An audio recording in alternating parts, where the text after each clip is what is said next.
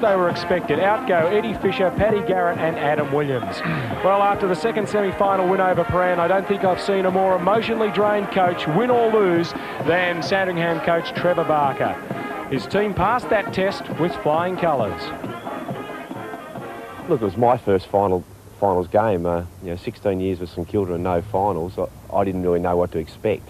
And, I just think for the first time, I just thought, my first finals game, I'd love to win it and just get me on the right track, and so it was a lot of pressure off my back. First grand final for, all of your players in the VFA, and some are saying that Williamstown have it over you in that department. How have you tried to approach that? Oh yeah, we talked about it early in the year, sort of sat the players down. I said, hands up who have played in a final series, and it wasn't too many. But I think we've got over that. We've got a wealth of experience that have played in AFL level, and I think probably coming down from there down to VFA, they were able to sort of pass on their knowledge to the younger players, and it was just good for us to get over that final against Paran. That was the main aim then. Well, you performed so well in that game. Now you bring back Tarpey and Krakouer, these guys that haven't played for a month. Do you worry that maybe it will upset the balance, considering those guys haven't been out for so long? Well, there certainly won't be one player in our 20 that isn't 100% fit. That's the biggest thing, and I think the greatest thing for us was Chrissy Garrett coming back in that Paran game, kicking 5 goals, with missing 6 weeks. And I've sort of expressed to my players that you can do it. And I even know through my career, and I missed 10 or 12 weeks, and I came back. I always played well that first game back because I was always keen to do well. I always found that the next week, if you had to butter up again, is when you have your downer, because you're tired and you've done too much. So, I've tried to let them know that some guys come back first up and play well. So I'm sure Andrew Tarpey and Andrew Krakouer will be in that boat. To the Williamstown lineup, 3 changes also. Bill Swan is out with the groin injury, so bad luck to the finals veteran who kicked the winning goal 2 years ago. No Bill Swan today for Williamstown. Perry and Harris have been omitted for Venner and Aziz, back from suspension, and Greg Minus, a 90 premiership player. He's back in for his first game since round 14. Well, this season has seen a change at Williamstown, with Barry Round becoming a non-playing coach after the premiership hangover of season 91. After we won the flag in 1990, I was fairly reluctant to recruit. I didn't think we needed to, and we didn't last year, and I've probably paid the price, but also the standard of the competition is getting better and better, and whatever Dandenong did last year, I said to the players prior to the season that wouldn't be good enough, and whatever the teams do this year probably won't be good enough for next year. So we've just got it's a continual upward climb, I'd say, for the VFA. Well, Sandringham have been the team to beat, even though you beat them in the first round. Since then, they have been the ones. What have you got to do to beat them on Sunday? Well, I suppose it's a culmination of a lot of things. It'd be nice to win the first game of the year against them and the last game, but they have beaten us in between down at Sandringham, a very good game, and they beat us by 21 points. So I suppose really over the year you could say that the teams are fairly even. Sandringham did finish a couple of wins, 2 or 3 wins clear on top, so I suppose they've got to be favourites, but it all comes back to what you do on the day, and whoever plays the best will win. Proceedings about to get underway. The Victoria Police Band with the national anthem.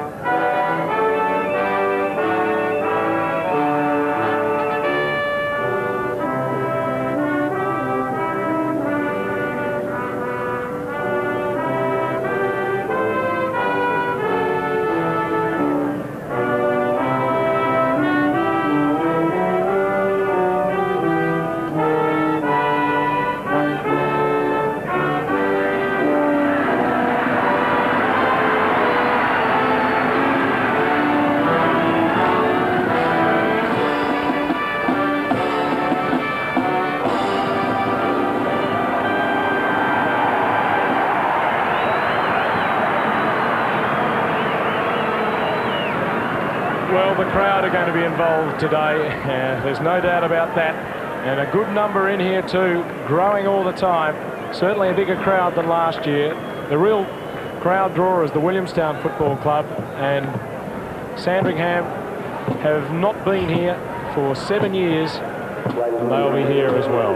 Umpires Callaghan and Russo today for the big one, and Bill Jacobs, a VFA great, to toss the coin today. Played with Brunswick. We all know, of course, his cricket involvement and his broadcasting experience. I'm sure he's feeling very proud to toss the coin for Brett McTaggart and Anthony Allen. Brett McTaggart has won the toss, and Williamstown getting the aid of what breeze there is this afternoon for the big one. Well, with me, as usual, men who are looking forward to this game as much as the players, I think. Sam Kekovich and Phil Cleary. Firstly, apologies for my voice. Not a good time of the year to get a cold for a commentator, but, well, these guys are going to shoulder the load and I think do it willingly today. Yes, well, Phil, what a great day. We still get butterflies even at our, now that we've turned our 40s, advanced age. But, you know, there is a sense of expectation and anxiety. I've went for Williamstown purely on the score of match hardness and the fact that I've got some lingering doubts about the key personnel Sandringham have brought into the side, and the likes of Tarpey, Krakouer and Garrett and Rugolo. They haven't played a great deal of football over the last 6 or 7 weeks, and I think in a pressure cooker situation that I'm sure that's going to prevail here today, being a grand final, will probably take its toll. Yes, Sam, well, I think if you went on objective criteria, you'd probably lean to Sandringham, but there's something about the Williamstown side in finals. Their ability to perform in finals is remarkable. I think 16 out of 21 finals they've won. You know, 2 of the grand finals they've only 1 out of 5, but a great side, a lot of talent. It'll be a wonderful game of football. Ross Booth, good afternoon, Boundary side.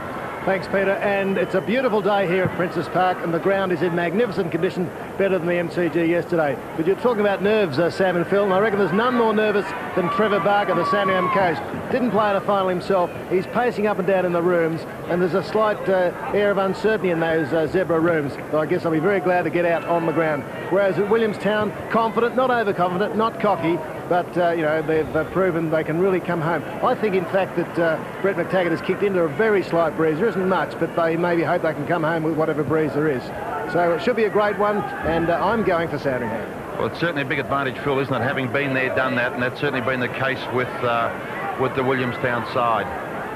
Well, and it's 18-man aside this year, Sam. You remember the grand final last year? There was a lot of space, but there won't be as much space today. And Lloyd at the left of screen trying to rough up Frank Rugolo before the ball's bounced. Umpires Callaghan and Russo keeping an eye on it. And Peter, there's going to be a myriad of matches that are crucial to the outcome of the game here today, and that's just one of them, the Lloyd Rugolo one, Tarpey Howlett, and I think the most crucial one's going to be in midfield with Venner and Rugolo. Who can gain that ascendancy to release the brilliant midfielders that both sides possess? So umpire Callaghan to get the grand final underway. Williamstown having won the toss, going from left to right. Rugolo got the half touch out of the ruck. Ghazi couldn't get it clear. Mitchelson, hands off. McKenzie shoots the ball out to Rugolo. Kellaway. Williamstown have the numbers back here. Ackley, who was impassable on half-back last week in the preliminary final victory. He'll bypass Pastore, go for Dwyer. Terrific kick, and we'll see the ball kicked a long way today. Won't that make a change after the brilliant conditions, Peter, you're right. It's always nice to get a touch early too, Phil, isn't it, in the grand final? Fly against one another, the Sandy backs. O'Connor's kick to Rickman. Tap goes to Mitchell. He didn't really look there. Difficult one for a goal to judge. Angus is caught high. Mitchelson did well to keep that ball in. Free kick for the Zebras. I think Peter Zakaski's in a bit of trouble, the full-back, picking up Rickman in that incident. He's in the hands of about 3 trainers. You can see on screen that would be a savage blow to Sandringham. It's a good mark under pressure. Nick Moray going for consecutive grand final victories with different teams. He was part of Dandenong's win last year. Tarpey, quick hands to Garrett. Daisy cutter, gets to Gorozidis, leaves it behind. McTaggart. Tarpey outmarks Howlett.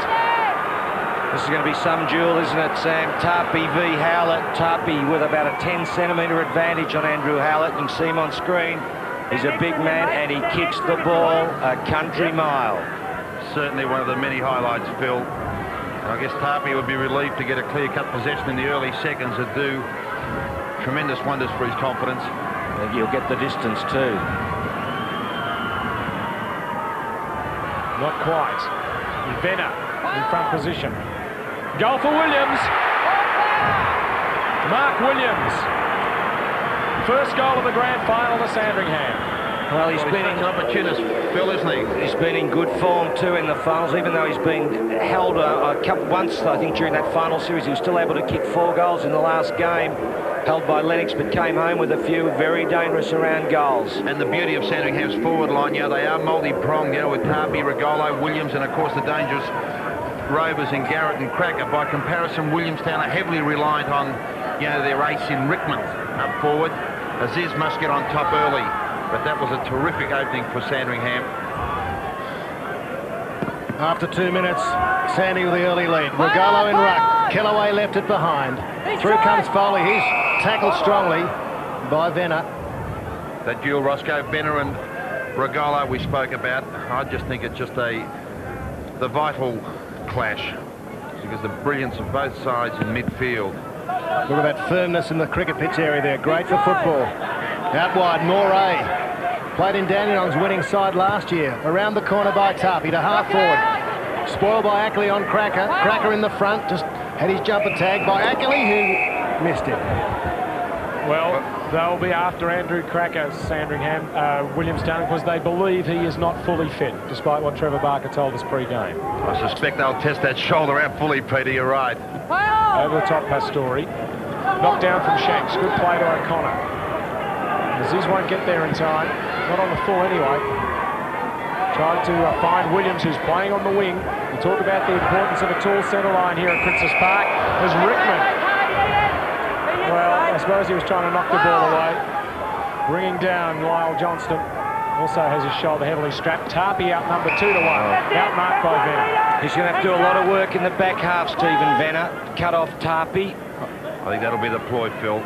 To Ackley and then to long wide. Out to Johansson. It's clear on centre wing. He spots Rickman in the pocket, making a lead. It's a beautiful pass in front of Zakaski. Well, that'll be the pattern up forward, Ross. You're looking for the quick Rickman lead. Well, it's all in the script, isn't it, Sam? Out wide, the pass to Rickman at 45. A bit worse than 45, the angle. You rest assured distance will not be a worry here, Phil. And Rickman's kicked 80 goals for the season.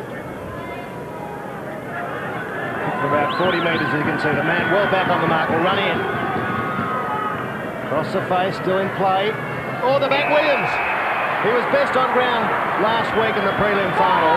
Named on a wing. Big leap from him. He's looking inboard, seeing if anything's on offer. Rickman's covered by Zakaski. He's still looking.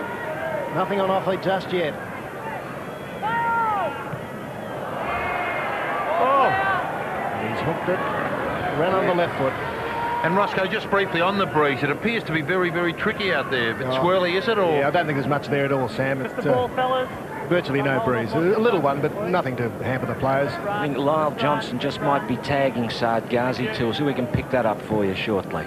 They break towards the city wing. Rugolo brought it down to ground. Mitchelson into the back of Shanks. Julian Shanks off to Ghazi.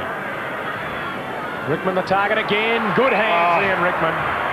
Gee, this is going to be some duel, this one. Zakaski on Rickman. Rickman starting brilliantly.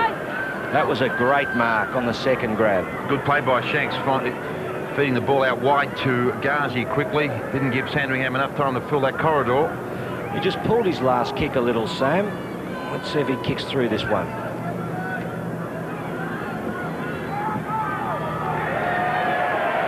Yes, he has. Williamstown in front by a point. We've played just 7 minutes into the quarter. And a vital goal. Not every goal's going to be vital, Phil, but there's a pocket of opinion that suggests that Williamstown, because of their tough run into the finals, playing on extremely heavy ground, may get a little bit leg weary and their durability may be questioned.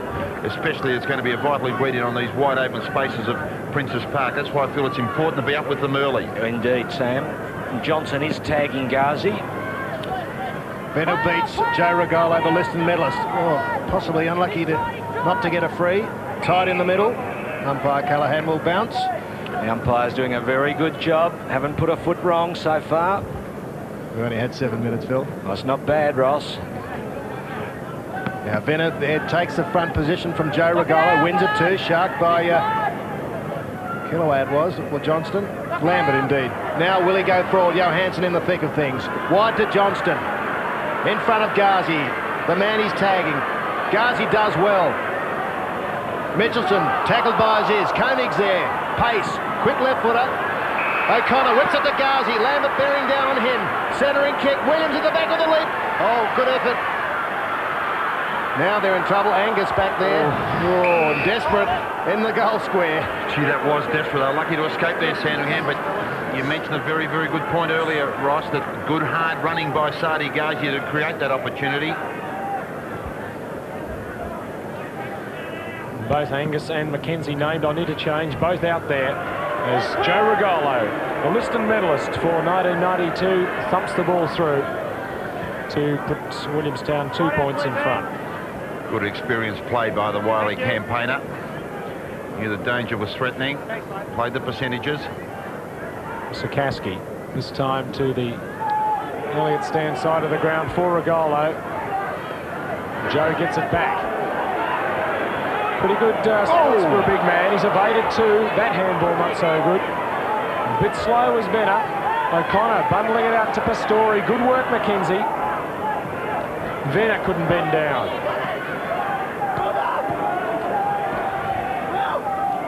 Got a tunnel ball. Johnston, then Williams.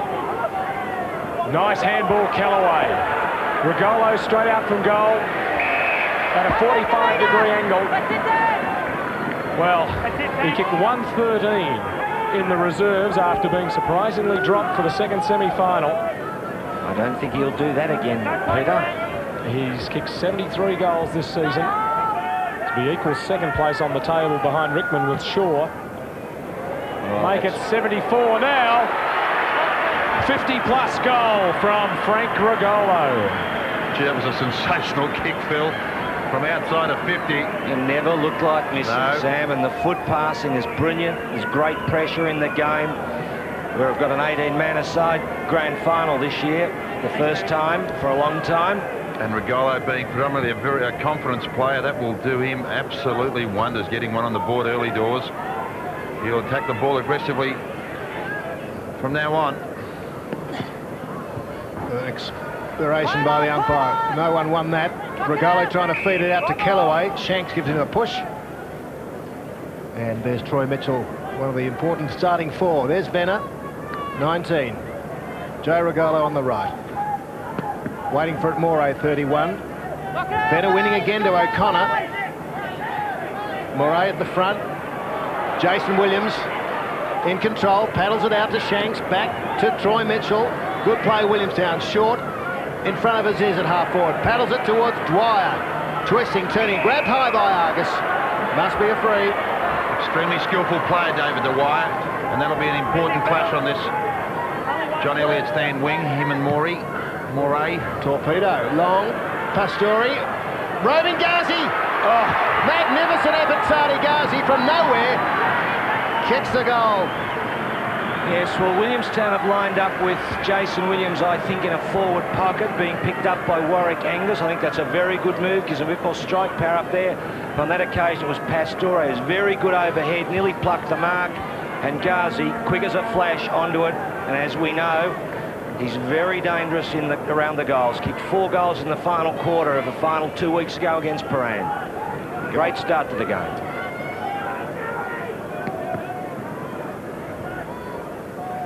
Venner wins that tap. Quick hands from Venner. Mitchell putting pressure on, but the kick has gone astray, and there's David Ackley. Aziz at centre half forward. In good position to force himself back into the contest there. Shanks wants a free kick and gets it. Tremendous play by Shanks, really threw. He had to commit himself then, he really did. Really determinedly lunged himself into the pack and earned the free kick. Julian Shanks has been drafted by Footscray mid-season, his second possession. Rugolo, as he's really had no run up there and didn't get off the ground. He's very good in the back half, Joe Rugolo. Sikaski. Moray is out of position there, but McKenzie knocked off it by Dwyer. Through it goes, Williamstown through Stephen Johansson, no. Well, that breeze seemed to hold that one up. Yes, but it'll be worth a couple of goals, I think. I haven't heard from Ross yet. He hasn't given us a definitive description of the breeze. Waiting for it. One goal at the most, Phil. Sikaski. As long as they run the ball into the breeze. Angus knocks on, but a free kick plucked out. Advantage paid. Mitchelson. In short to Tarpey. Off the chest. Garrett left it behind it. Krakouer looks for Chris Garrett. A hand on it, I think it was by Mitchell. Oh, Garrett was legged. Broke clear from the tackle. Shoot for goal. And puts it through. Magnificent Chris Garrett. Sandy back in front. Well, just simply a brilliant display of football. Either end of the ground. It just shows you, highlights just how proficient and talented these players are. I think the slightest mistake is going to really be penalised here this afternoon. And Chris Garrett came back after 4 weeks out in the second semi-final and kicked 5 goals from a forward pocket. And interesting two mishandles there from Cracker and Tarpey. Get to get the feel of things. Rugolo wins it. Here is Tarpey. Had to sit under that one a bit, Bailey. Difficult one to judge that.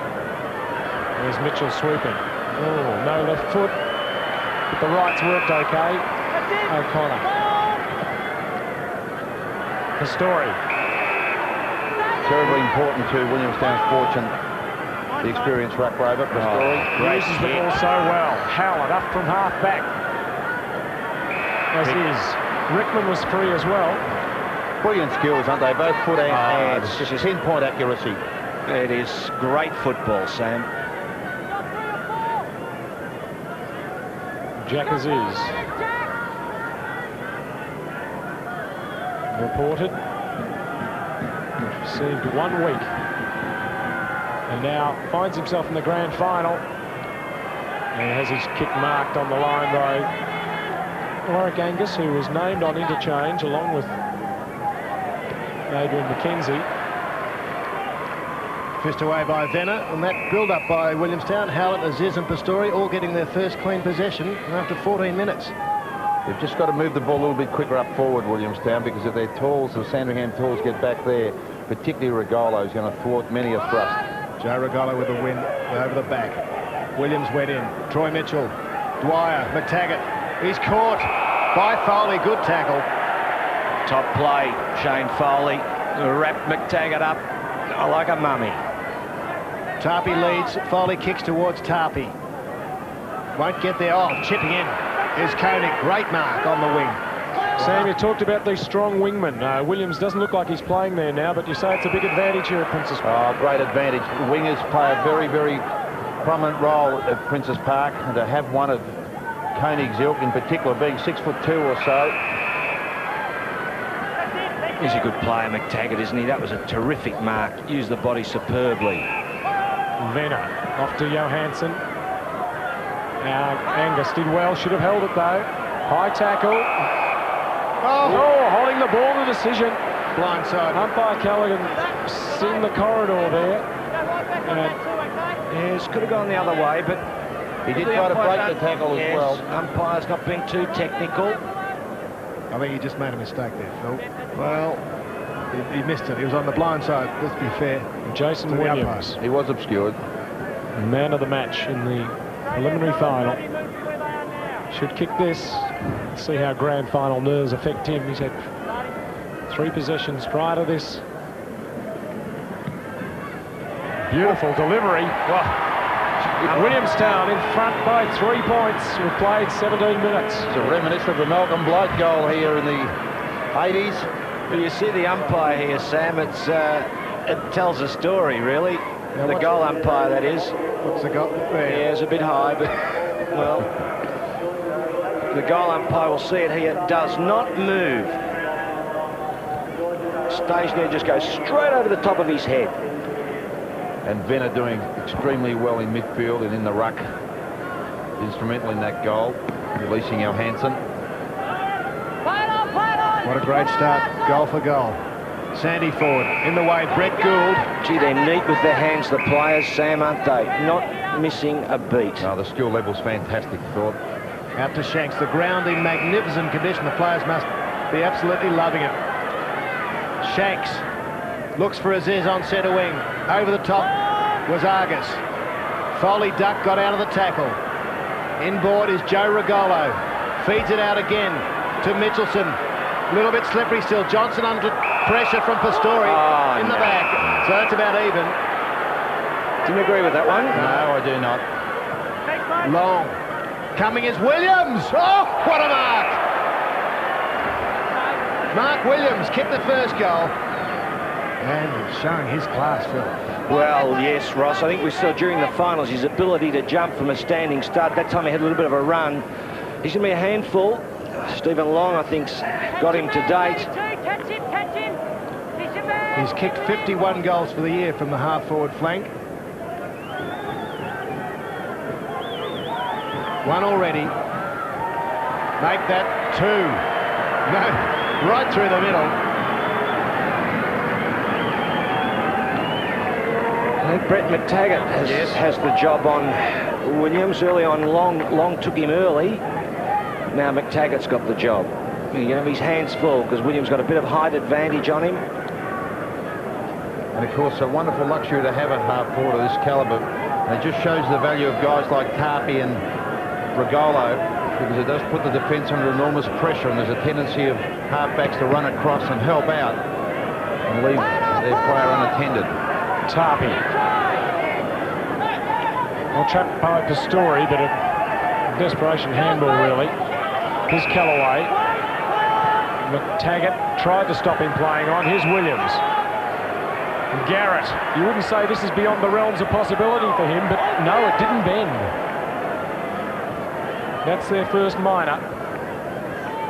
Want to have a look at McTaggart on Williams, Sam? Yes, I think he'll really have to tighten up there, Brett. Out to half-back. Moray couldn't get clear. Shanks tackling him. Although, by the same token, Ackley's not much taller, or no taller than Koenig, Taggart. Possibly Koenig, but then you're going to rob a strength, aren't you? 20 minutes gone of the first quarter of the grand final. 4 points in it. Free going to Mitchell. Centre man. Tremendous work rate, Troy Mitchell. The Seagulls. He looks for Jason Williams with Angus. Angus in front. Dwyer working hard. Angus almost took it out of the pack. Now he goes in again. Marcus O'Connor cannot get the ball clear. Just think with a bloke like Williams, though, Sam, with that extra height, you're going to put McTaggart under pressure all day and you won't get as much attack out of McTaggart. So it might be worth looking at.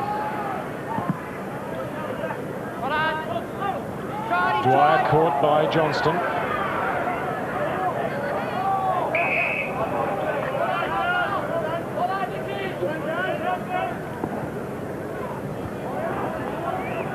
Michael Ford, of course, I think a start on the interchange. Yeah, obviously no place for Ford and Tarpey in the same lineup. Ackley. Argus goes defensive but can't beat Jack Aziz. Getting plenty of advice. That wouldn't have been what the spectator wanted. Straight to Mitchelson. The time for a good look here from Moray. Gorozidis from behind. George Gorozidis, whose brother Con played in this corresponding game in 1985. Two big marks on half forward from Williamstown players, Williams and Gorozidis. And on that occasion, Gorozidis was picked up by none other than Terry Wheeler.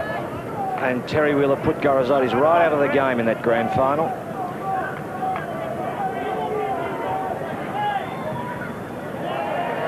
Terrific goal kicking in the first quarter of the grand final. And it all came from an error by Jack Aziz and a turnover, and those turnovers are going to be lethal in this game because you've got to make the most of your forward opportunities because you've got two very skilled sides. Look at that for a mark from Gorozidis. Well, Brother Con would be pretty impressed with that one.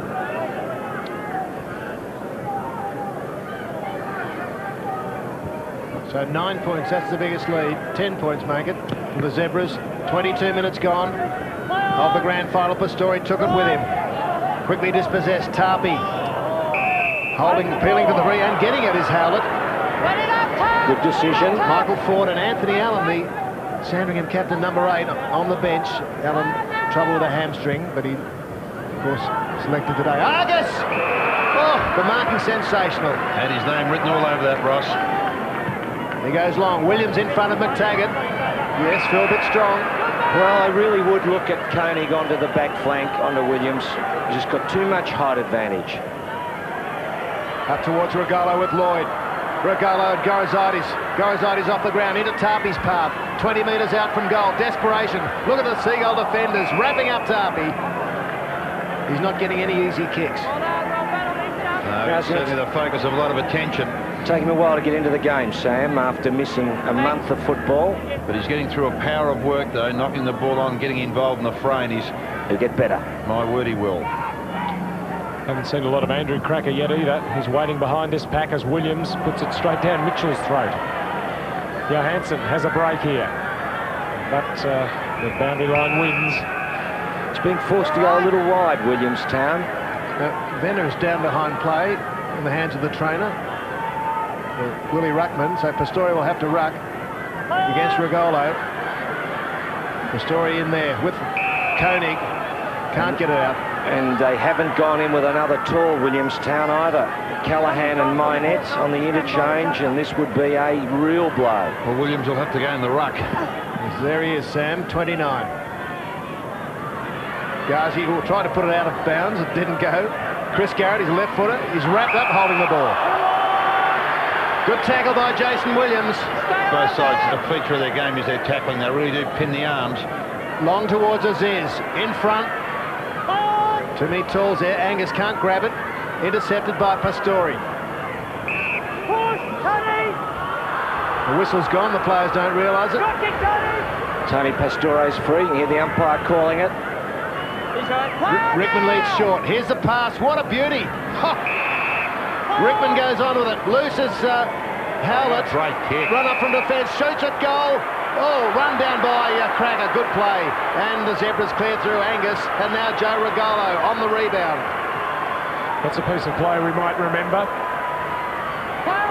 Williams battles on well. Throws it out. Oh, well, he's called a high tackle as Krakouer. Brilliant tackle. Prevents a certain goal. Here's Rugolo. Frank, a bit of grand final magic. Oh. And that's 2 turnovers by Williamstown, Sam. Jack Aziz early, then and Andy Howlett could have steadied, and then could have put the ball through the goals. And Rickman would be disappointed after setting it up beautifully. Yeah, very costly, and Joe Rugolo certainly brought the masses on the terraces to their toes in anticipation of a bit of magic. David Ackley, not sure what to do. There's a lead short from Gould. Employed the zone defence. The Zebras on the leap. Foley got one in the back from his teammate. Williams misses with a kick off the ground. Frank Rugolo under pressure. Lloyd butters up. Out to Shanks. Keeps it in. Plenty of composure from Julian Shanks. Long to Aziz, one out. Argus should have been awarded the free and will be. We've got a little problem here because Argus has just got the wood on Jack Aziz at the moment. Argus centres it. Looking for Gorozidis. Koenig. No easy kicks. Pastore quickly to Ackley. Long bomb. Angus has read it better. Gets a favourable bounce. Whips out the hand pass to Kellaway, the runner, the midfielder. Goes long. Andrew Krakouer will fly in front. Good fist away by Williams. Roving it well, Bailey. Little chip kick for Mitchelson. 60 metres from goal. Mark Williams in the square. Just under a little bit of pressure, Williamstown at the moment. Venner looking weary in the forward pocket. Making a couple of mistakes. And there's another one. Give a turnover to Pastore. Gives it to Ackley. Half back. Koenig's loose. Here's a go for the Seagulls. The Mitchell didn't go back and man up on Koenig. Rickman. Sikorsky bearing down on him. Fairly wide turning circle from Chops, but he got back to lay in the tackle. Wants a free kick in, Rickman.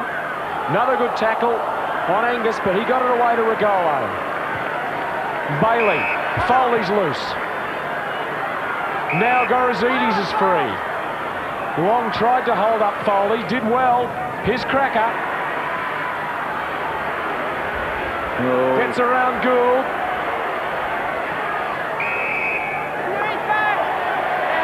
Down ground it goes. Frank Rugolo dead in front.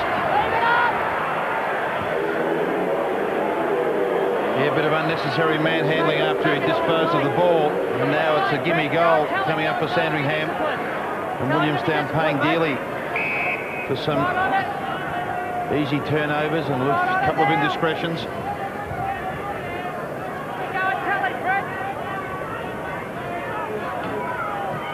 Sandringham lead by 17 points.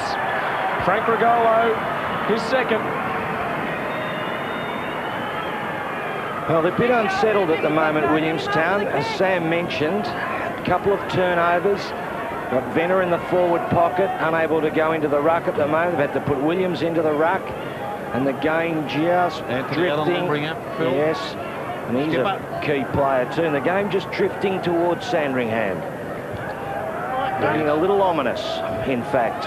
I'll be quite happy for the siren, I think, the Seagulls. We can never discount them, Phil, because we know their character and spirit has carried them through in many a sticky moment. We're up against a pretty good side, though, Sam. I don't think they need Anthony Allen at this stage. Things going well for the Zebras. Nearly 28.5 minutes gone. Bailey in the square for Sandringham, number 2. Yes, on Pastori. That's his assignment. There he is, the solid defender. Joe Rugolo. Williams a push on Joe. Not clear by Pastori in the tackle. Mitchell, clear. Koenig, run into by McKenzie. O'Connor's kick was smothered. It was a good smother. That a tremendous commitment. That was Joe Rugolo, wasn't it? They got down over that. He's getting up. Oh, both sides will be commended in the manner in which they've approached this game. Gay abandoned throwing themselves at the ball.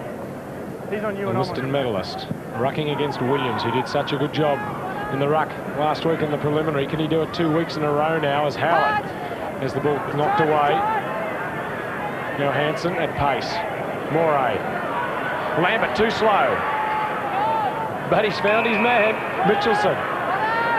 Rugolo leads one way. Mitchelson goes for the square. Gorozidis. I think infringed. No, the other way. Yeah, Peter. Oh, no. I thought he infringed, Peter, as you called it. Well, he used his body, Gorozidis, then to keep Long out of the action, and then Long responded by grabbing at him. That's it. Just had Stephen Long in the wrong spot. 25 metres. Pretty acute angle. All clear. Gorozidis 1-1 so far. Maybe just desserts there. Over 30 minutes we've had. Lloyd looks for Jason Williams. Here he comes. Spoils Lambert. Holding. Oh dear. There was nothing in that. O'Connor gets a free kick. He's laughing. Whether it'll be the last laugh? Well, I think the Zebras might have had the last laugh. They lead by 18 points at quarter time. 2 goals apiece to Mark Williams and Frank Rugolo. Singles, Gorozidis and Garrett for Williamstown. All singles. Rickman, Ghazi, Jason Williams. It's quarter time in the 92 VFA Grand Final. And the minor premiers, Sandringham, lead Williamstown by 3 goals.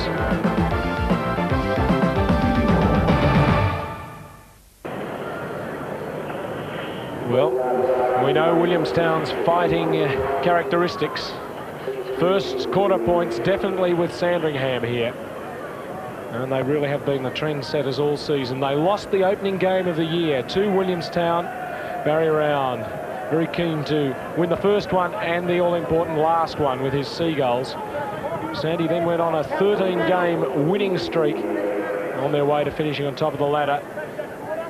Lob the ball into the square a couple of times. Set up the goal. Here comes Barry Round, the coach of the Seagulls. Come on. Obviously having had long consultation with Mark Fotheringham and Julian Toby, the Brains Trust for the Seagulls, who've done such a fine job this year.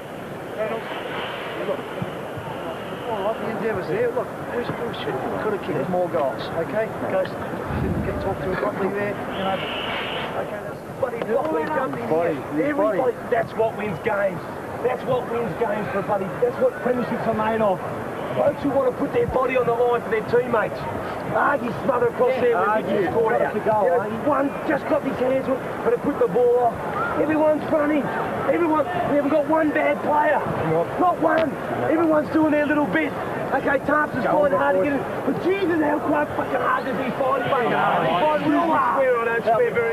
But you've got to be on the move more. I haven't seen you really give a committed lead. Just sort of, just a little bit there and on the job. You'll go run like fun. Set it up through the guts.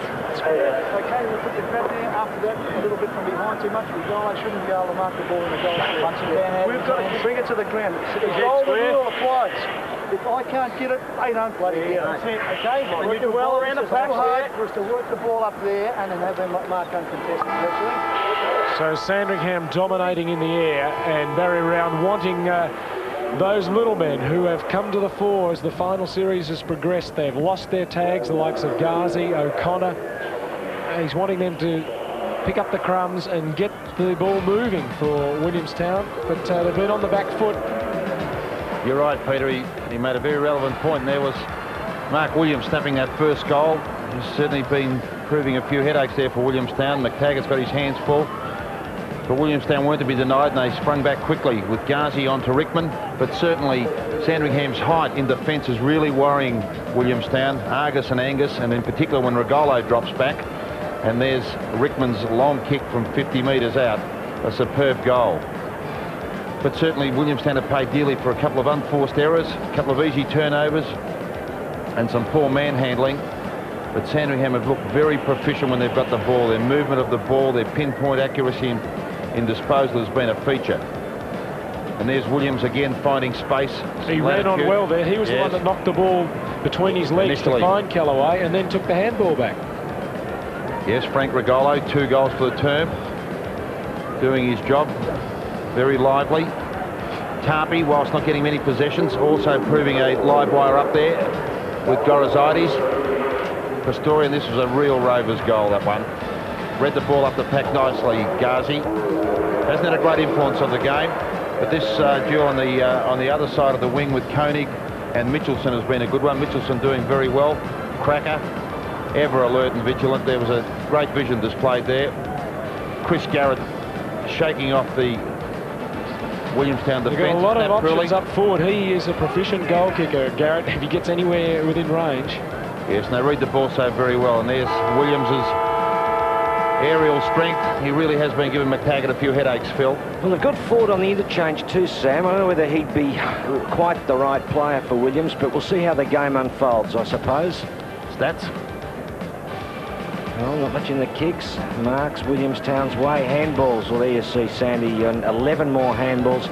Hit-outs in Williamstown's favour. Venner was doing well, but went to the forward pocket with an injury, and Freeze only a line ball in I just think they're working a lot harder. They're running a lot harder, and as Peter rightfully mentioned, there's always an option there for the ball carrier. And Jack is just struggling a little bit centre-half forward, Sam. As you would know, as one of the great centre-half forwards of our time, that is the key position. Tarpey, fortunately, although he's not into the game, Williams can chip in and take a mark and just create a bit of a problem for the Williamstown defence. And Rugolo's lively. Gorozidis as well, good overhead. It's just not functioning as well, Williamstown up forward, and they've had a couple of turnovers, really. Those turnovers have gone the other way. There's nothing in it. Well, the Howlett goal was crucial to them. You know, would have really kept them within, my word, you know, a couple of points. But they rebounded strongly. Andrew Cracker's shoulder is under some sort of a cloud, as Williamstown suspect. He laid that tackle with real venom, and maybe he's just finding his legs. Tarpey and he, I suppose they've spent a bit of time together watching the games during the finals, and seems a real link between those two. Ross Booth. Well, I had a close look at Steve Venner. He's not going off. He looks like he might be starting in the ruck again, but he was hunched over and feeling his ribs, so I'm not sure whether he's going to make out the game. He looks to be quite distressed. Barry around asked for much more movement from Jack Aziz up there at centre-half forward, and Ashley Koenig to keep a watch out for Darren Mitchelson, who got away a bit. But the call is with a slight advantage in the wind, Phil, but they still reckon they can lead by half-time. Need more run, though. Well, did they put themselves behind the 8 ball by kicking against the breeze, having won the toss in the first? Strange decision.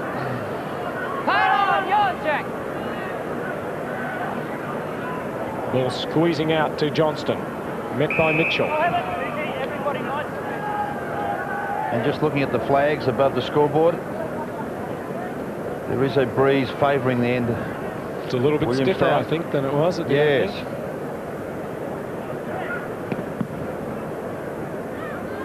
Venner has won both taps so far against Rugolo, second term.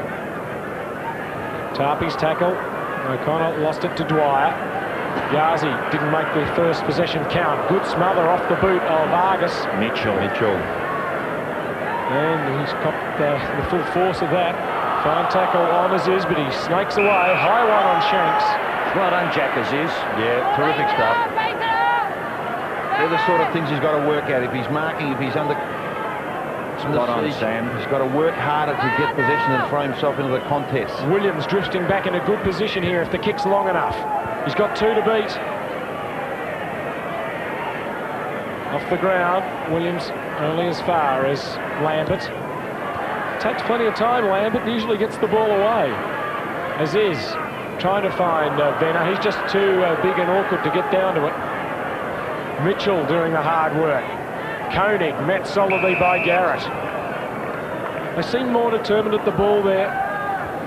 There has been a question about their pace, Sandringham, but they're smaller men, certainly on top at the moment. Yes, they're getting numbers to the contest.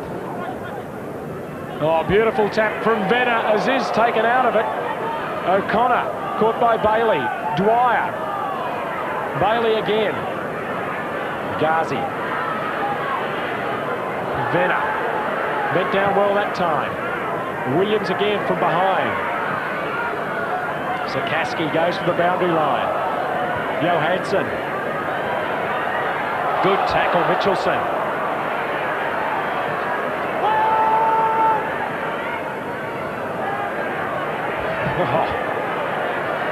Oh, she is tough in there, and both sides just not giving an inch. That was ferocious football. Need a goal, Williamstown. Will they get it? 2.5 minutes gone, second quarter. Aziz in front, around though, can't get clear. In there was Mackenzie. And the umpires really got it under control, Sam. Yeah, letting it go. Kicks. Terrific stuff. John Russo with the ball. Experienced umpire. 15 metres from goal. Aziz tries again. He's crunched to the ground by Mackenzie once more. Ghazi in front. Mitchelson over the top. Johnson trying to get it out, but Ghazi's hatching it. Well, it's become a game of yardage in the last couple of minutes. Bit of rugby in it at the moment, Sam. Both sides tightening up after that brilliant opening. It's goal for half the quarter. Joe Rugolo against Venner. Foley caught by Rickman. Kellaway ducked the head. Shanks was tackling. Out to Pastore to half-back. Not clear though, Willie. Good grab, Mitchell. Long to the square, where Aziz is there at the back. Overcomes the Liston medalist, Joe Rugolo. He's so good in the back section of the ground, Rugolo. Their height's really killing them at the moment. It's hurting Williamstown. Yeah, beautiful mark there, the big fella. Now to half-back flank. Crashing through him is Foley. Pastore was tackling him. Foley thinks he has got the free kick.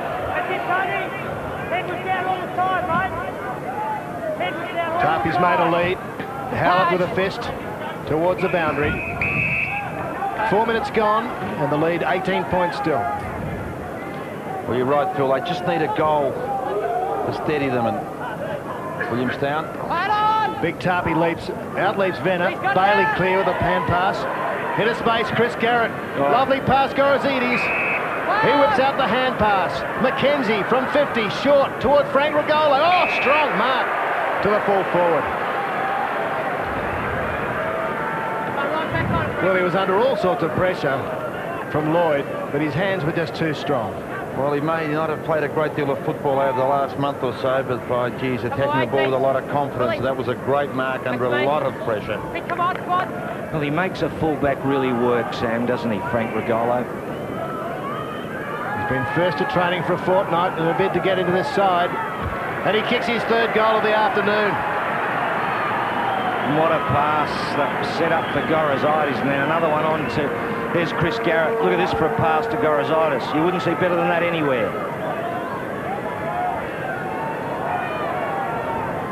And Mackenzie puts it on to Rugolo. And what strong hands Frank Rugolo has. And Gorozidis doing a very good job too, Phil, making light of his inexperience in big occasions. Right down the lens from Frank Rugolo, and Trevor Barker said it's amazing what a kick up the backside will do. And that's what it was for Rugolo, missing out on the second semi-final. Well, it's a credit to him, Peter, that he responded in the manner in which he has. I knew he would have taken it very harshly, but he's bounced back strongly.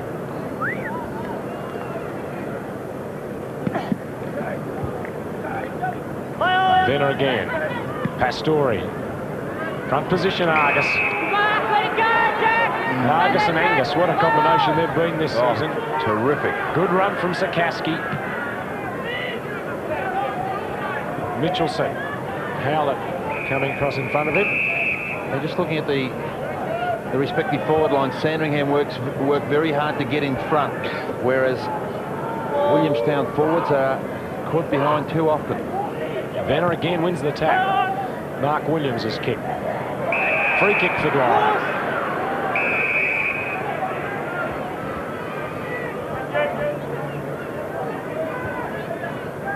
David Dwyer. Go back around, David. David, around. John Russell, I'm sure, has umpired Dwyer in the AFL. Koenig. Oh, look at that delivery. Oh, Pastore, uncharacteristic for him. He's had a very disrupted final series, even though he's played every game. He had that possible suspension from the very physical game against Paran hanging over his head after an investigation. As McTaggart gets rid of Krakouer, who gets up very sorely. Gould's kick to the wing. Too many Sandringham players around it. They didn't know which one to go for it. Argus got it out towards Mackenzie. He's got some support there, Bailey. Well, they thought he was going for Tarpey. He wheeled free. Off the hands of Williams. Lloyd takes a dive. He'll know this ground well, former Carlton under-19 skipper. Well, they're on the siege at the moment, Williamstown. Sandringham throwing everything at them. Tarpey and ruck with Venner. Shanks fake the hand pass into the middle. Bailey first there. No one to give it to. Brought to ground by Aziz. Now clear. Mitchell first there. Looking for a hand pass. Oh, lovely. Through the legs of Rugolo to Johansson. Out to Williams. Bit of a fumble by the big fellow. Mitchelson's got pace. Away he goes. But couldn't keep it in. They are fumbling a little bit too. Williamstown not getting it at the first opportunity, making a few errors. And against this side, what a great bit of play by Mitchelson under the legs. Bailey in a bit of trouble for Sandringham. He's out of the hands of the trainer's zone. Well, Venner, hasn't he come up big in this second quarter? Rib problems don't seem to be worrying him here as he finds O'Connor.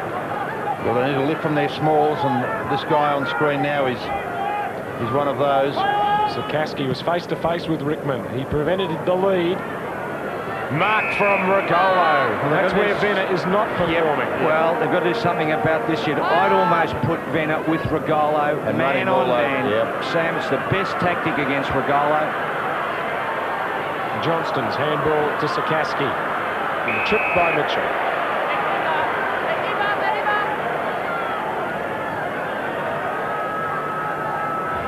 Daryl Argus leading from half-back. Might be the target. He is. Number 5, and he marks. Should have punched Brett McTaggart. 2 attacking. Angus spears the kick up towards Tarpey. Off hands. Venner at the back, the big fellow. Thumps it back whence it came. McKenzie. Johansson. O'Connor. Tarpey down behind play. Looks to be injured. To half forward. Rickman tries to take on the run. Who is it? Zakaski can't get past him. And that's a sign of desperation by Williamstown and Rickman. Tarpey, there he is. Shoulder. Wrist. It's not the leg that's been troubling him. Well, they've got Michael Ford sitting on the interchange bench. Ackley's tackle. Well, Feels that Williamstown are just lifting the pressure a little bit. Andrew Tarpey in a bit of trouble. Looks like he may have hit a hand coming off. And Ford about to come on. Encouragement from Anthony Allen, the captain. Williams, a metre on McTaggart. Won't mean match so close to the boundary. I think with Tarpey off, it offers Williamstown the opportunity of putting Venner onto Rugolo and just playing him, Sam, man for man, without the danger of Tarpey at centre-half forward. Or he's in a lot of pain. I don't think we'll see him again. Well, they've got to address that situation up forward. What a sad sight for Zebra fans. And he has been one man who's come to the VFA and given them everything they'd expected. Gorozidis marking at centre-half forward. Cracker's got a free kick. Rugolo's led far too early. Now Ford's free. If anyone could find him in this congested mess, it would be Cracker, but chipping back Ackley. Williams against Angus. Ghazi, oh, good hand in there from Angus because Ghazi was away if the handball had found its mark. We've only had one goal kicked in 11 and a half minutes of play. That's the only score, that major kick by Frank Rugolo. Lead 24 points for Sandringham. Not a good bounce. Williams missed the big fist. Clear to Lambert. Inside 50. Backing back is McTaggart. He'll like to run it. Whips out the hand pass to Lloyd. Ackley clear at half-back. Away go Willie. Johansson's broken clear at half-forward, but Ackley chooses to run instead and go long into the 50-metre zone. Rickman off hands Lambert. And they did that pretty easily, the Zebras, to clear. Good effort to Connor, but Lambert's there. Good running support. High one. Venner in front. Williams over the top, almost marked. And Venner is down and hurt again, I think. Out to Lloyd. Will he keep going? Miss kick into Bailey in the centre square. Venner's on his feet, looks okay. He hit the deck again. Momentary lull. Brett Bailey. Venner will fly. Gorozidis the leap. But he's marked it. Now what's the umpire going to say? Definitely a push. Went far too early. Okay, there certainly was. A high flyer. Out to centre wing. Williams, Johansson roving. Now Gould it is. Looks for Aziz with Argus. And Aziz will mark. Good mark. Bit of pressure from Johnston. Jason Williams, long. Zakaski pushing and shoving, gets the upper hand, should have marked that against Rickman. Joe Rugolo whips out the hand pass to McKenzie. From half-back, the Zebras full of running. McTaggart judged that better. Howlett roving. Slipped out of the hands from McTaggart. Trying to find forward. He is in possession, but it won't be penalised. Well, that was a hectic couple of minutes. There's Andrew Tarpey. Just, you can see that he's in pain by the expression on his face. Well, you've got a situation where Joe Rugolo just permanently stays as a loose man in defence. They've really got to drop someone back with him to have that contest up forward. Ackley takes the ball close to the line. The tactics are just critical at the present time, with him under a lot of trouble. If they threw Venner back to the forward line, he's not doing anything in the back half anyway, and there's Tarpey. That should release Venner, really. I reckon it's a broken wrist. Mitchell. Kellaway shoots the handball out to Foley. We've got the numbers here, Sandringham. Garrett. He's showing plenty of toe. Nice kick to Gorozidis. Off the ground, Rugolo! Number 4 for Frank. This game's really sweeping away from Williamstown at the present time. Their forward line not functioning well. Ian Rickman held by Zakaski and Frank Rugolo in scintillating form.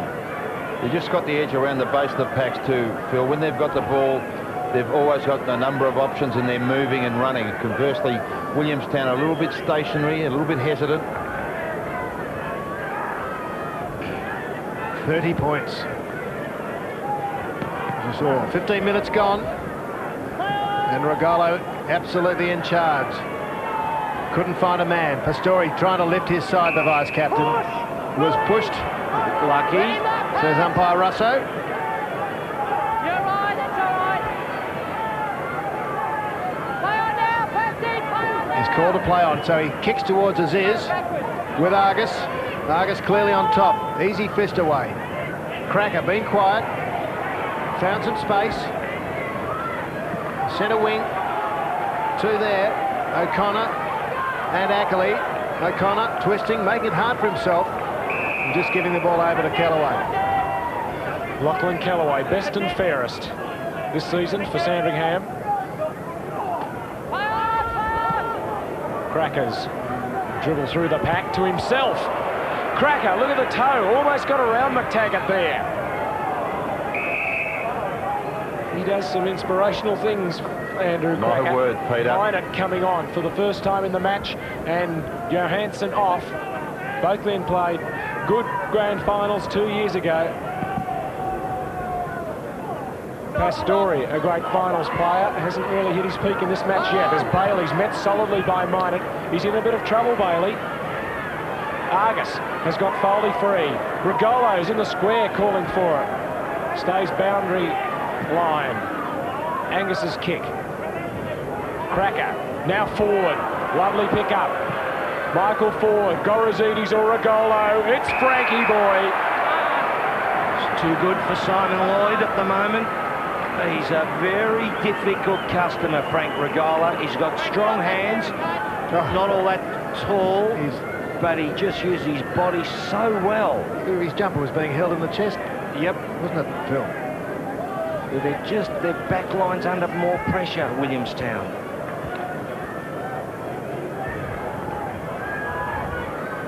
Three scores in this quarter. They've all been goals to Sandringham, all to Frank Rugolo, who has 5-1, and it's a 36-point lead for Sandy.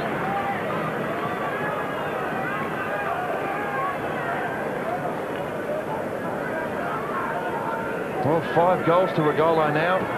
Just a bit lean, Williamstown, in terms of their versatility, Sam, with the two smalls on the interchange. See Longs.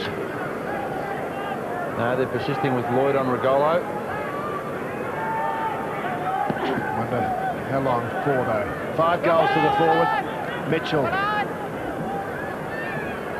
Over top comes Lambert. Moray 31. Minot on. Lambert gathers. Mackenzie goes short. Into Michael Ford, making his presence felt with a couple of touches. One's kick without running and found McTaggart. A bad kick, really. He switches play towards Ghazi. Good effort. Lloyd, Gould in support. Long towards Rickman and Aziz. Aziz a good spoil. Chops is there. Playing for the free for Story. Argus. But the Sandringham defence just too strong. Oh, they're always en masse. The numbers quickly coming to contest. 18.5-minute mark. 6-goal leaders, Sandringham.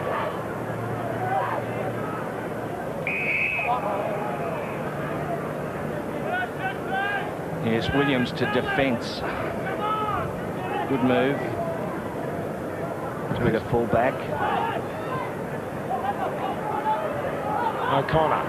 Ghazi, 10 metres up ground, couldn't find him. Kellaway, Johnson deliberately takes it out. Yes, good decision by the umpire.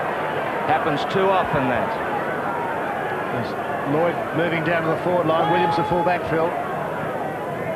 Well, Ghazi's teammates weren't even looking as he took that kick. Wasn't the best Ghazi's ever delivered. Rickman waiting for the ball to come out, but they've locked it in very well. Whenever it's looked dangerous in that 20-metre zone from goal, the Sandringham backs have not given Williamstown a sniff.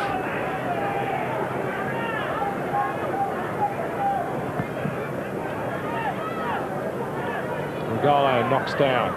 Good use of the body from Mitchelson to take Koenig out of it. The kick's out on the full from Mackenzie Kellaway. That's it, thanks, Lloyd. Thank you. David Howlett down on centre wing. Another Andrew Howlett. 2-on-1, it favours the defence. Argus's knock. Foley, good balance. Shane Foley to Garrett. Searching handball for Bailey. Oh no, it's a brilliant pick-up from Moray. It's bounced nicely for Gorozidis. Oh, beautiful dummy. That's brilliant, George Gorozidis. Never intended handing that off. He was always going to kick the goal. Always was going to kick it, Peter. You're dead right. Very clever play by the youngster. And he really has stamped his authority on this game. And Moray, what a scintillating run. Look at Gorozidis here. Just stays in. Paints a hand. Oh, look at that. You couldn't see better, or wouldn't see better than that anywhere. Well, that's certainly goal of the day. We've seen some good ones so far. And what great running of the ball by Nick Moray. That's a great lesson. Out of the middle by Kellaway. Underneath it, Mitchell. Moray spoils. He ran hard again. Mackenzie. It's out by Johnson. Gave it to Krakouer. Ducked the head. And gets the free kick.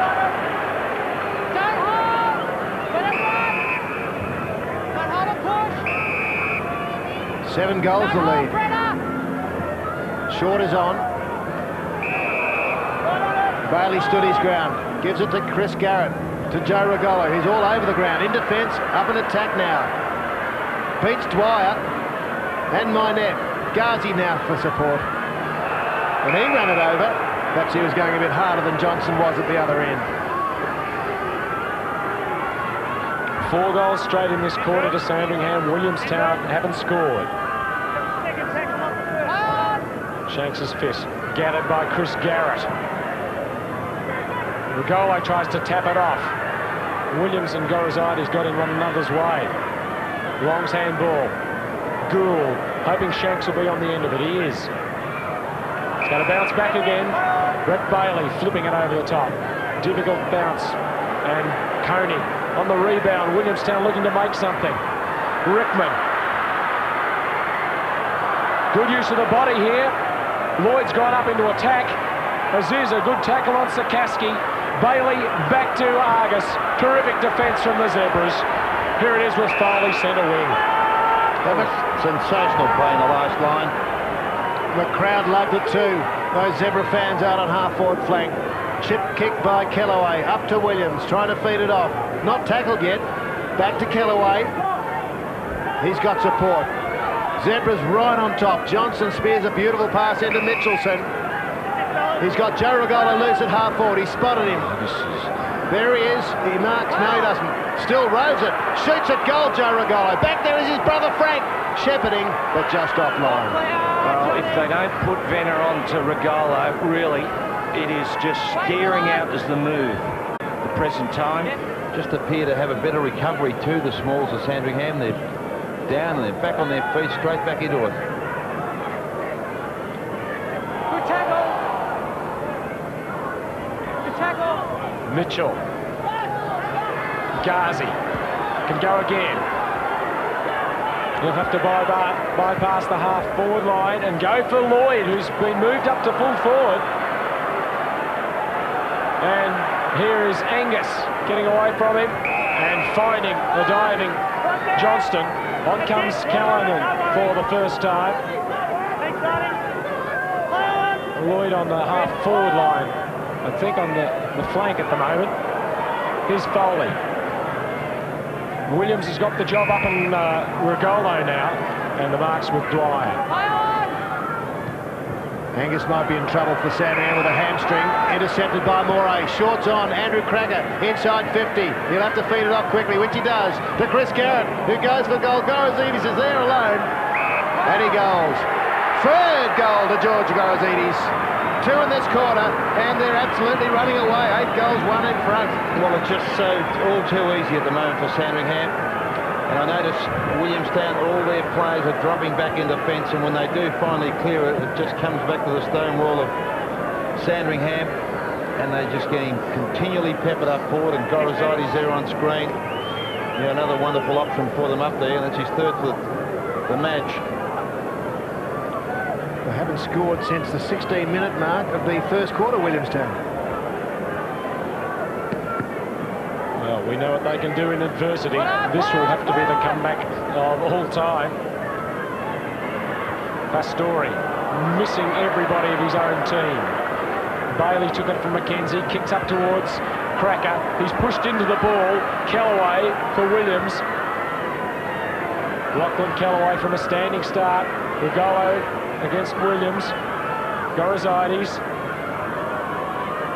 Williams out to Ackley. Hasn't had any effect on the game. Likewise, Brett McTaggart. There's nothing on offer any further afield. And look at this. 3 zebras. The herd of them on centre wing. Nick Moray for forward. Good spoil from Howlett. Roving Mitchelson. Good body there from Koenig. Knocked the ball loose. Ghazi. Simon Lloyd on the run. Let's see how the fullback goes. That's nice. Well, they certainly needed it because they are being crucified in the midfield and in their defensive lines. And Ghazi there, great play over the top, straight out of the coach's manual for drills. And Lloyd excited about it. They're really being bombarded at the present time, Williamstown. Need a bit of luck along the way as well. Fumbling badly. Cleared by Kellaway. 27 minutes gone. Howlett marks strongly. And the book, 50 metres against Chris Garrett. Put him inside 50 too, I would think. Well, it was on 50. No, he was just outside of 50. Be right on 50. Oh. There it is. Would have been another 5 metres, I reckon, but still. There's slight breeze. Shorts on to Callaghan. Never a chance. Should have been freed, though. Mackenzie. Good hands to Bailey. Wide to Frank Rugolo. Way up from full forward in front of Williams. He's looking really confident, Frank, with 5 goals to his name. Up to Mark Williams. Deep on the half-forward flank. Another short. Well, a bit far for Frank Rugolo. Shanks ran out of bounds. Went on with it, though, to my net. He's on half-forward. He kicks over the head of Angus to Lloyd. Inside 50. Hand passes to Pastore. Tackled. Trying to find Rickman. Callaghan a chance. We're under all sorts of pressure. No easy kicks in the forward line. Out to my net from Pastore. He desperately kicks it off the ground. Yeah, tremendous defence by Sandringham. They really do work hard as a unit, and they really just frustrated Williamstown out of that. They've kicked 5-1 in this quarter to 1 goal from Williamstown.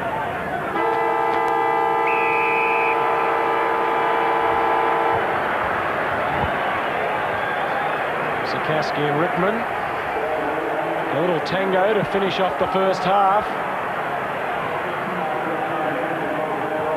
From 18 points up at quarter time to 43 at half time. I think some cool heads will prevail down there. So Williamstown went 40 minutes without scoring before that goal from full-back turned half-forward. Simon Lloyd, Sandringham group to go off to, I'm sure, a tumultuous reception from their supporters. Half the job done here in the grand final for 1992. Frank Rugolo's kicked 5 goals for them. George Gorozidis 3. Mark Williams kicked 2 in that term. Chris in the first quarter. Garrett got 1. While for Williamstown, all singles. Rickman, Lloyd, Ghazi and Williams. It's half-time at Princes Park. VFA Grand Final being comprehensively led at this stage by Sandringham. 43 up on Williamstown.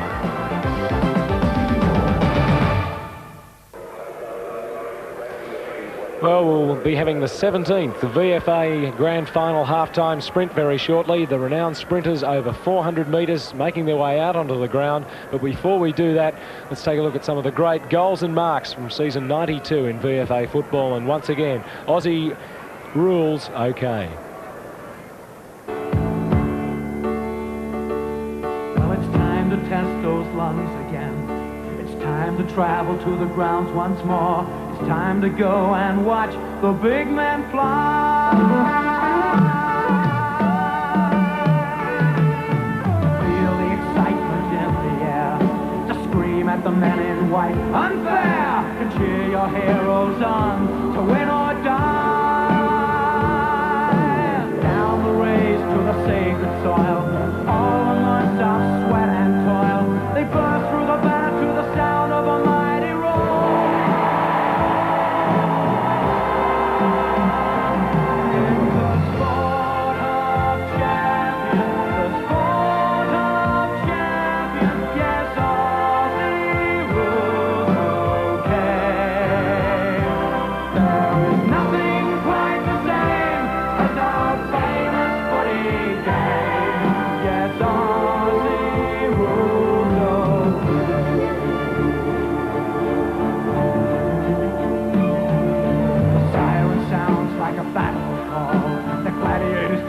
They bounce the ball, leaping, straining, reaching to the sky.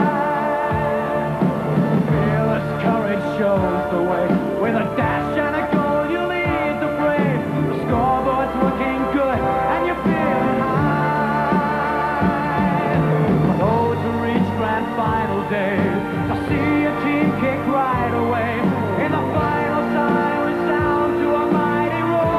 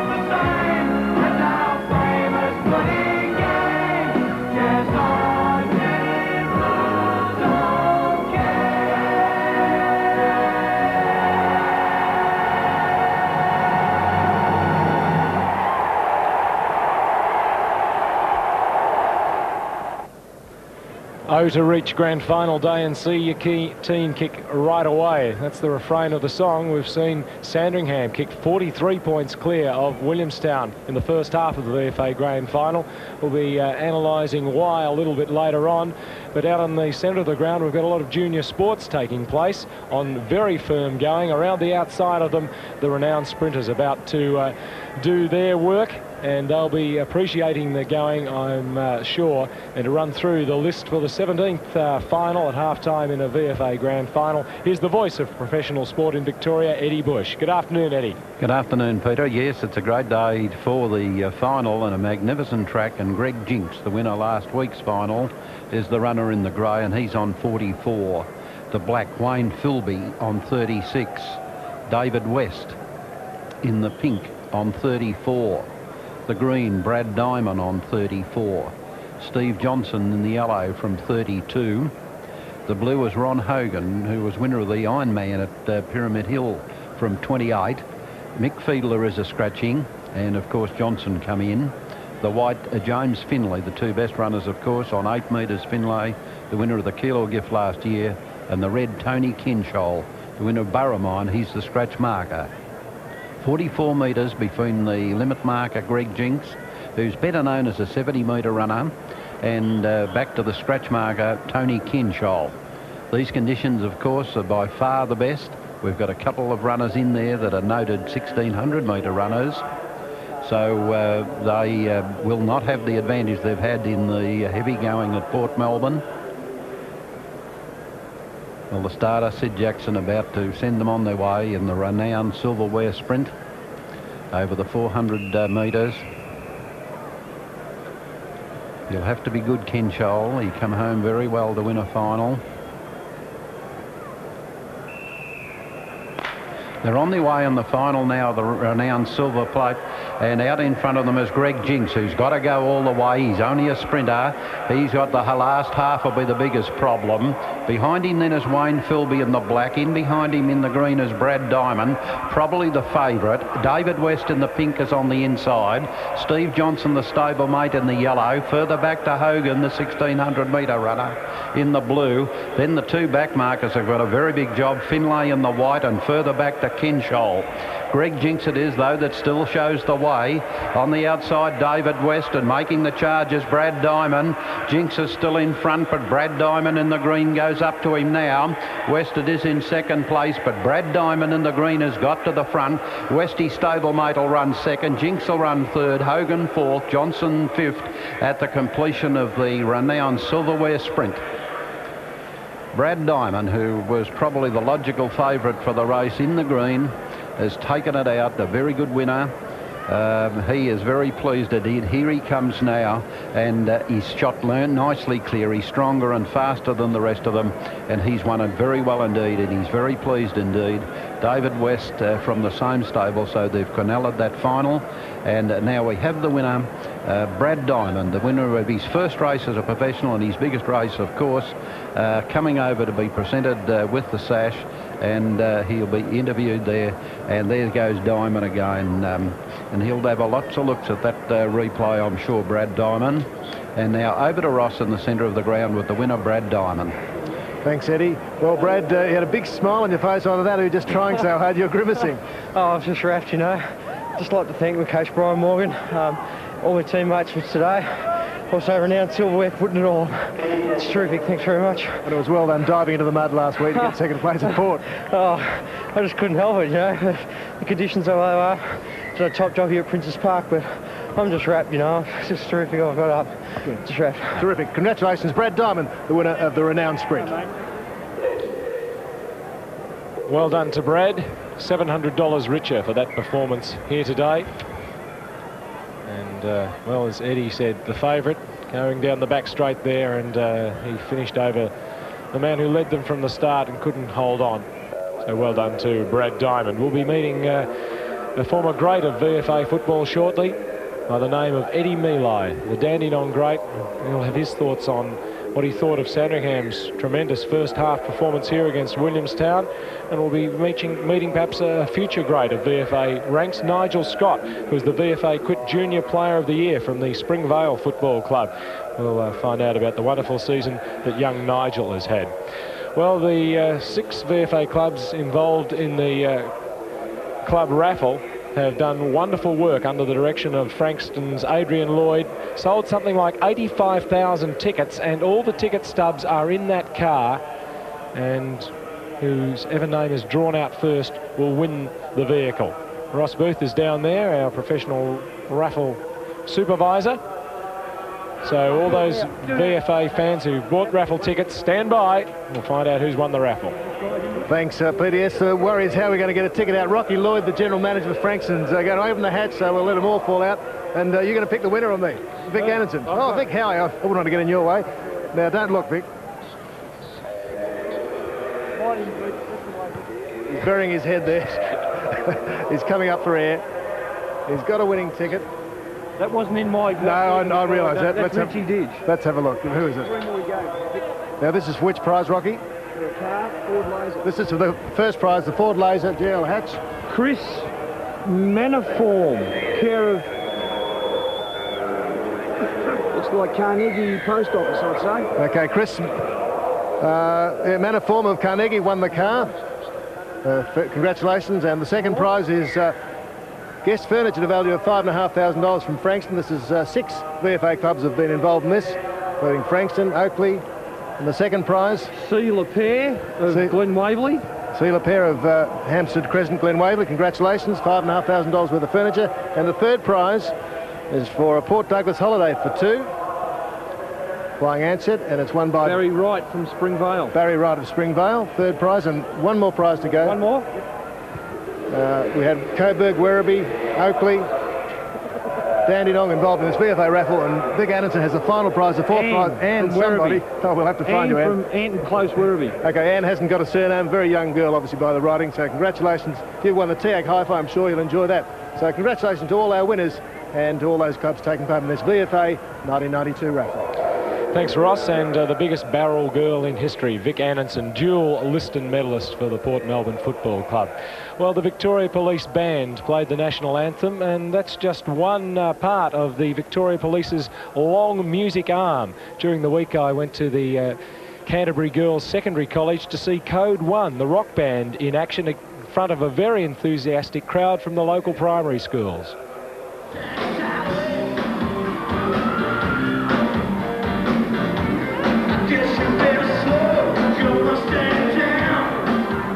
Singing the lyrics of Mustang Sally is as close as the members of Code 1, the Victoria Police Force rock band, get to issuing that chilling command, "Pull over, driver."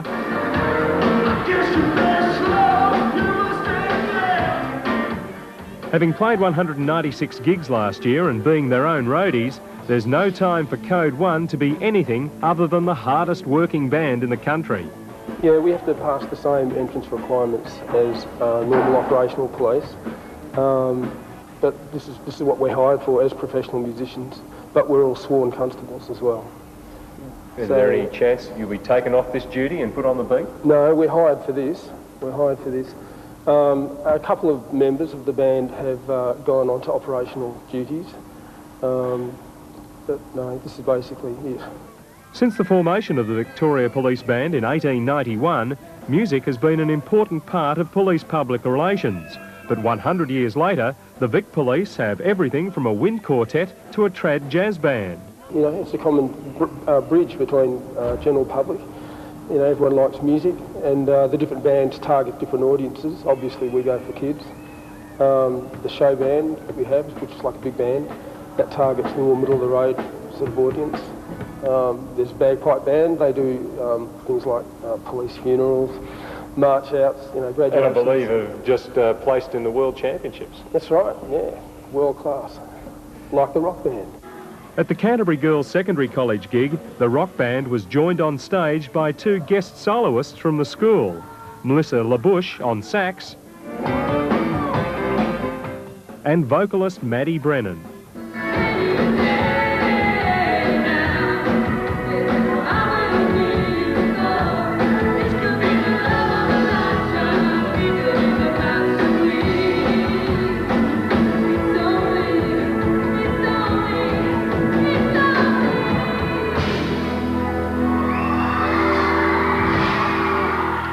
Yeah, well, I used to go to Vaughan Primary, which is the school that was here, and I don't know, it was really exciting. It was really good. Not a bit daggy to be playing with policemen? Oh, I think it's all right to get on the right side of the law rather than being on the wrong side, so no, I've never thought police are daggy, so it's fine. And do you think that's the general reaction from the kids, seeing the police in this unusual role? Well, I was talking to them all, and they were all saying it was really cool and aren't police cool, and so I think it went down really well. For Maddie's music teacher, former policeman Steve Vertigan, the visit of Code 1 was like a homecoming, as he'd been involved in the formation of the band. I think the beginnings were fairly loud and brutal, but it worked right from the beginning. I think it was obvious that it was a good idea. I think right from the first show the program worked. It's just a matter of building equipment and establishing a place in the police force. I think it's really important to get to the kids, particularly young kids, and give them an impression of the police, a different sort of angle to what they see on the streets or what they hear from friends. 80% of Code 1's shows are for schools, while the rest of the time the band plays wherever there are big crowds. beach concerts, Moomba, country festivals or the show. And while there's no doubting the energy they put into their act, they don't go in for flamboyant stage costume. There's really no point in doing it unless we are wearing police uniform. You know, it's a pretty daggy stage costume, so, you know, we work at getting past that stage, because that's always the first reaction, you know, especially with high school kids, a lot of laughing and jeering. But that's why, you know, you target the exact audience, you know, the songs for the exact audience. If you play the sort of music that you know that age group listens to, and you're doing it well, which we do, you can't lose. It works.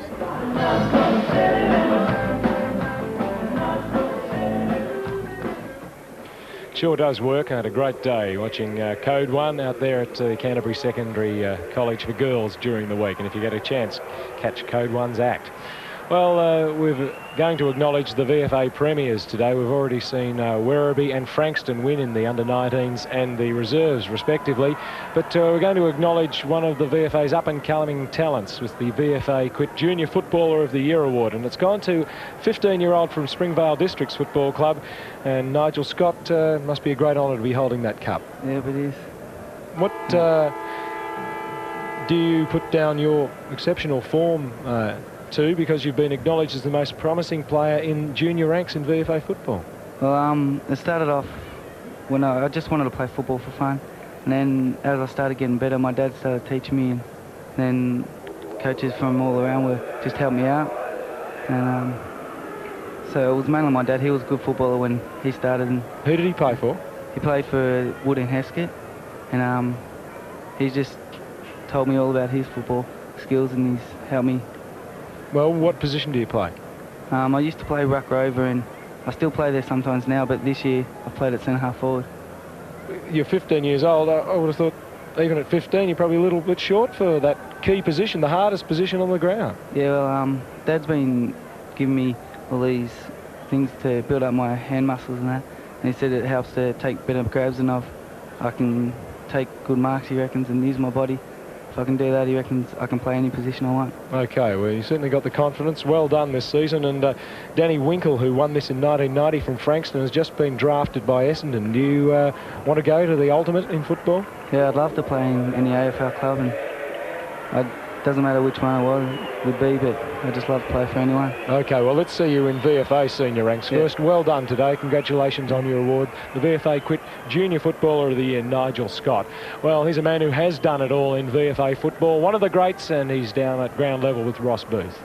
Thanks, Peter. Yes, it's Eddie Milo, that very famous Dandenong ruckman, all 6'4" of him. And Eddie, nice to see you. And firstly, I'm fascinated to know what's the background of your surname. It's a French-Dutch combination, Ross, so it goes way back. Now, and what are you doing now in football? Sorry? What are you doing now in football? I'm involved with St Kilda as team manager. Oh, is your position been advertised too? No, I don't think so. I'll just keep out of all that. Well, that 1976 Grand Final was a famous one. Of course, you retired during the year as runner, but were reported. I was reported for abuse of language, I believe, but I was pretty lucky to get off of that, actually. It was a pretty wild day, as you probably know yourself.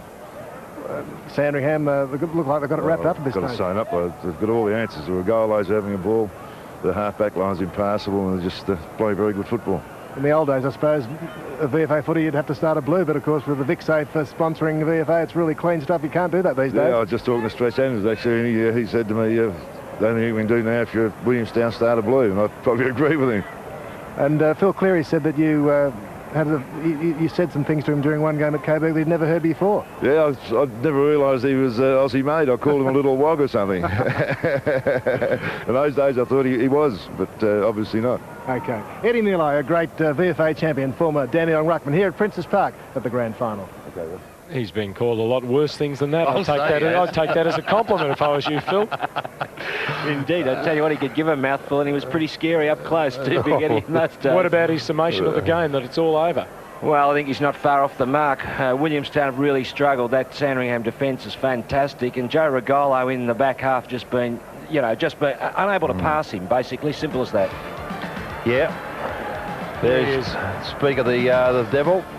He really has made it difficult for Williamstown forwards and Chris Garrett, but they've been so proficient in the use of the ball, and young Gorozidis has been a terrific bonus for them. Mackenzie driving forward on this guy on screen. Of course, he's younger brother Frank has done it all up forward for them. Kicking 5 goals, been a wonderful focal point for them in attack, and Angus has just been brilliant across half-back. Well, Trevor Barker showed a bit of courage and tactical, I suppose, expertise in leaving Frank Rugolo out of the last. And despite final. the loss of Tarpey, they really haven't looked back. That really hasn't been a factor for them. They've just got on from strength to strength. Chrissy Garrett once again. And there we see Gorozidis and a quick kick off the ground by Frank, and doesn't he enjoy a goal. Ford coming on and replacing Tarpey, and look at this for a always got the Williamstown defence under pressure, haven't they? Gorozidis and Frank Rugolo, both good overhead and lively. Frank's a really difficult player to play on. Well, Lloyd was taken off him and moved up forward after that. Well, Peter, my view has always been with Frank that you must put a player who's got a couple of inches on him, because he used his body swell, a taller player, and they ended up with Williams back there. A wonderful gather. Yeah. And what a goal this is. Look at this. Gorozidis. Well, I mean, that is the old-fashioned poetry in motion, Sam, isn't it? Well, it's great to see from a relatively inexperienced youngster, and Krakouer hasn't been the dominant Krakouer that we've seen previously, but he's done the power of work. His tackling's brilliant, and once again, his vision is so great that he spots the right option at all times. And on that occasion, Gorozidis once again featured prominently. But Williamstown, well, they just haven't got a player that's winning, so probably Andy Howlett, you'd say, had done reasonably well. Howlett's working very hard. O'Connor's done a lot of good things, but they're being destroyed in midfield. The stats, well... Second quarter stats, well, they virtually tell the story, don't they? Kicks, marks, Venner, handballs. He was injured in the first quarter. I thought his work at the bounces was good, but just dominating around the ground, Joe Rugolo. Around the packs, that's where they're being absolutely slaughtered, Williamstown. Peter, and of course the forwards are just getting so much quality possession that, it's made their task so much easier. Here's Ross Booth. As you saw Andrew Tarpey with his shoulder strap. It's not the wrist, but the shoulder is the problem. But Steve Venner, as we suspected, has some rib problems. He's still playing out there. He's going to ruck on, but playing under difficulty. So a courageous effort by Steve Venner. Well, this is the third quarter, but they can get back into it, Williamstown. They won't want to leave it till the last term this year. They're going from left to right. Rugolo gains 30 metres from the ruck. Ackley wanting a free kick. Bailey in the way, getting it to Ford. Michael Ford with persistence. Johnston's high kick. Oh, it's come off Howlett's fist invitingly. Mitchelson. From behind. Clearly had the better of the duel with Ashley Koenig. Mitchelson, and a good contributor on that wing.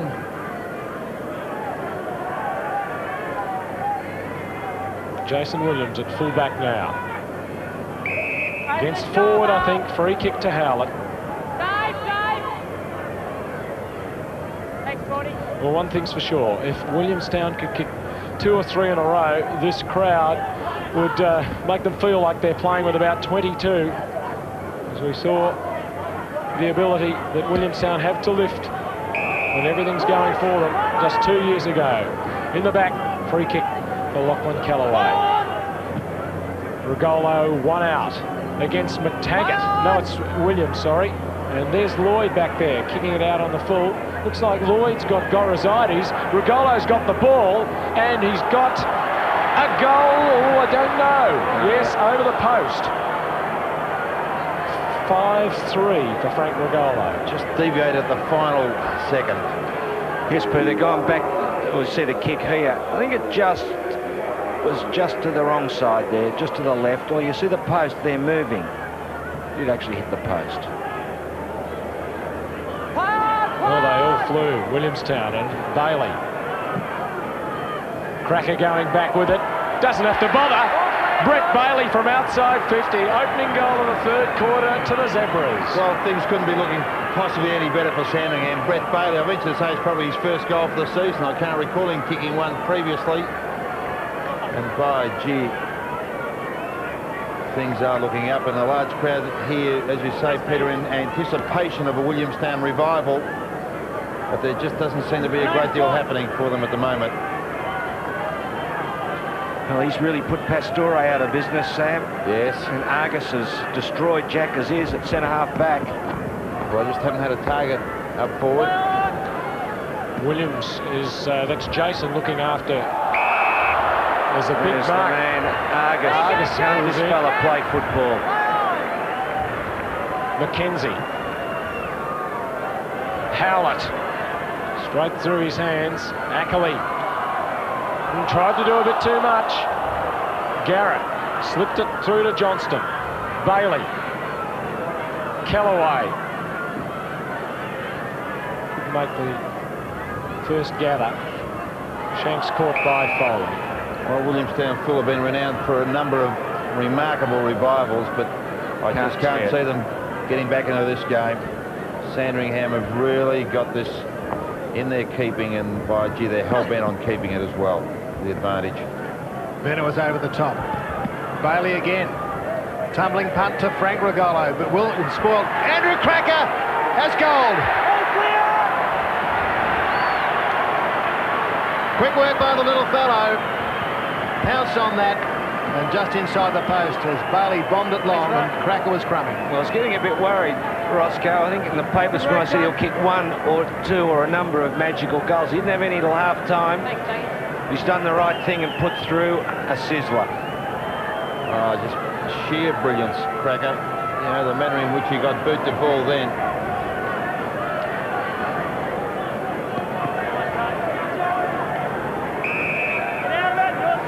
Everything running Sandy's way at the moment. Big tangle at centre-half forward. 4 players involved in a wrestle. Ball bypasses them.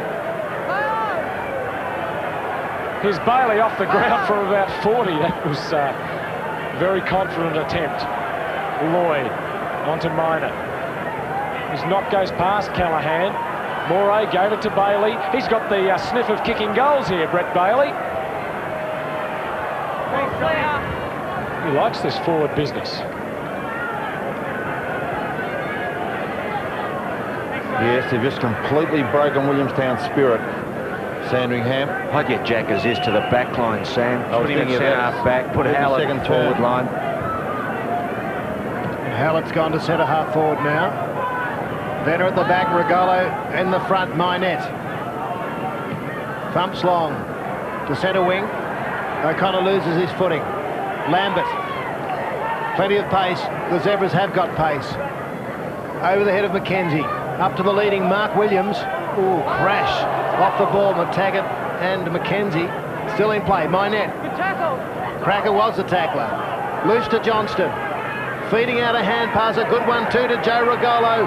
Too much pace. Too much fitness for Venner. Long bomb. Gorozidis. Oh, he's almost brought it down. Frank Rugolo whips out the handbars. Krakouer for number 2. Misses. Gee, almost a touch of arrogance in their play at the moment, Sandringham. He's just treating Williamstown with utter contempt. Now, Jack Aziz has gone to centre-half back and Howlett to centre-half forward.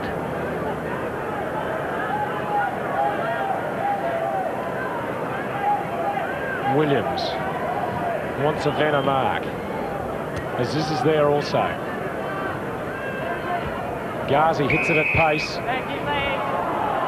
against Moray. Well, they've done their homework very well, Sandringham.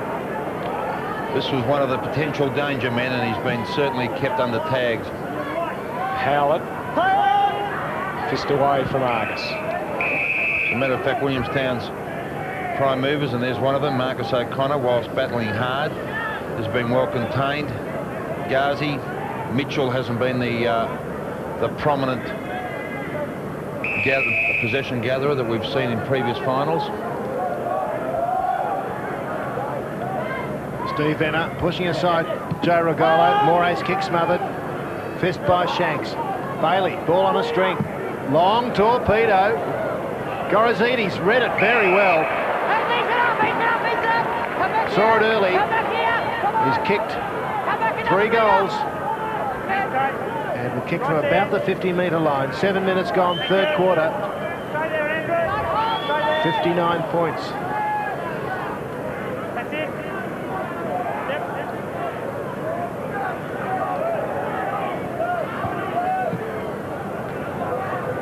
Just hooked it a bit. Well, he's certainly been the surprise packet. Young George Gorozidis, it was suggested that he would lose his spot at the expense of Frank Rugolo, but they've played both of them and both performed very, very well. Moray spoilt by Koenig. They're just doing nothing at the moment, Williamstown, to break the game up. Their kick-outs are all the same. Well, they just haven't been allowed to break clears. That was a close example. They've just been bottled up on every occasion, Phil.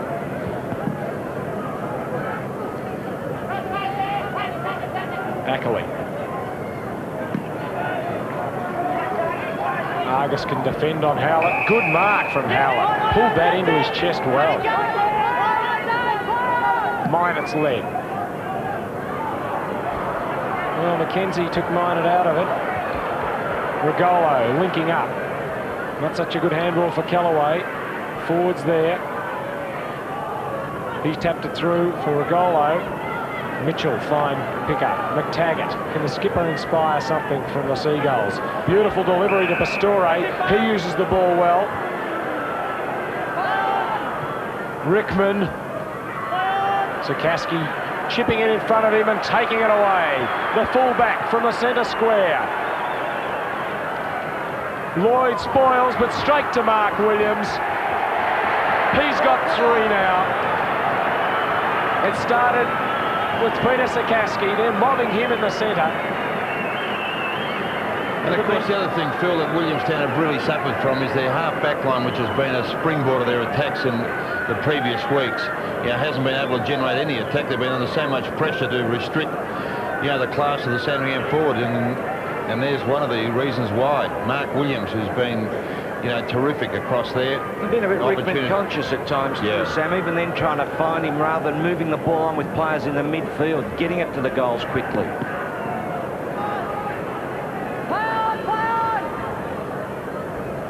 Shanks appealing for the free. Foley in possession. By Callaghan said the player did his best. That was Shane Foley.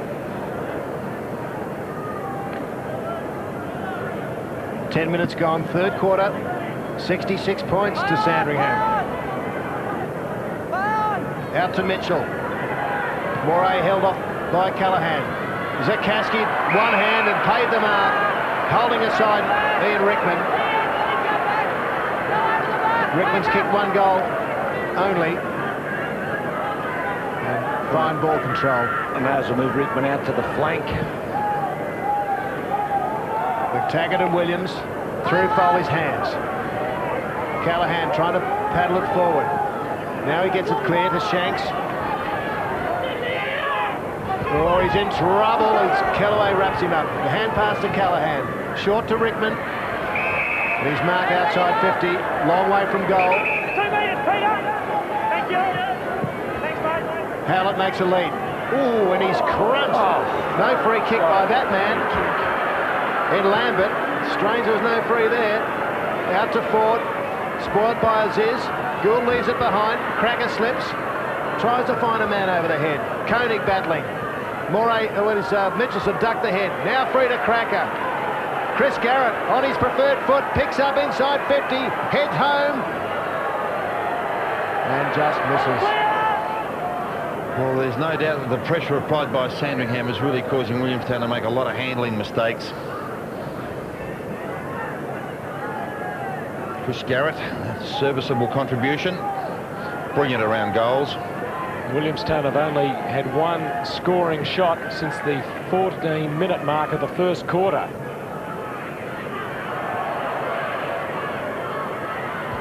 Koenig. Well, Sandy. Angus or Argus. It comes off both of them. Dwyer to Ghazi. How they need this one, the Seagulls. Saade provides it. 2 goals for the Rover. The former listed medalist has them within 61 points. Well, somewhat fortuitous goal, this one too. It was just an indiscretion by the Sandy defence. I think it was Argus who chimed in. But nonetheless, Dwyer, quick hand pass on to Ghazi. And one of the few scoring opportunities presented to Williamstown. He made the most of it. 12.5 minutes gone of the grand final. With a slight breeze, the Zebras go forward again through Williams. Lambert's caught. Squeezed out. Venner over the shoulders, travelled about 2 metres. Spoiled down to Foley. He's grabbed high and will be awarded the free kick. Shanks the infringer. Very poor tackle, really. Foley's 12th possession. Wide to Gorozidis. Mitchelson got a hand in. Off the ground, into the corridor. Good play. Loose now, Garrett. Ackley. Gee, the Seagull defence under all sorts of pressure. David Ackley, I don't know if he's trying to punch the ball or his teammate. He's trying very hard, trying his heart out, David Ackley. Yeah, he's been one of their better players. 10 goals, 1 behind Williamstown. Free kick for Mitchell. Well, they've just got to stick at it. McTaggart gone backwards. O'Connor throws it out in front of himself. Just bombs it high. 2-on-1. Howlett did as well as could be expected there. Rugolo to Mitchelson. On his own, Mark Williams. There's 3 men on their own. Ford is one of them, but Williams is going to go for goal. Rugolo's led also. Well, he has to kick it now.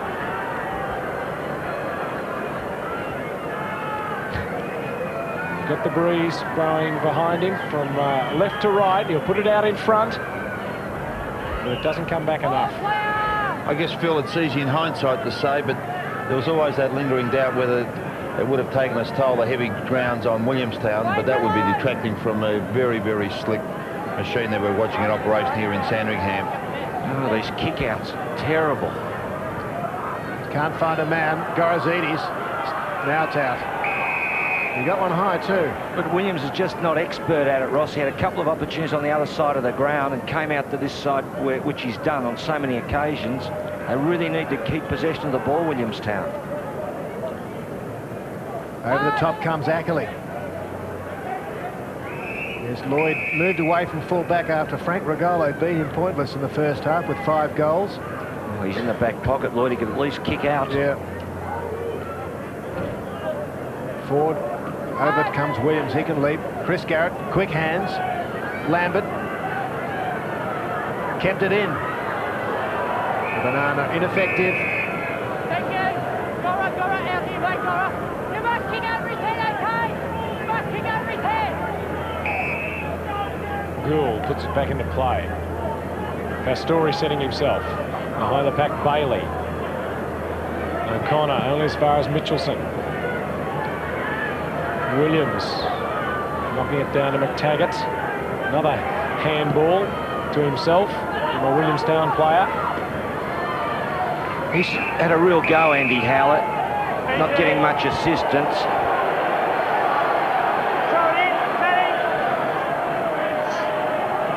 Not a lot in that.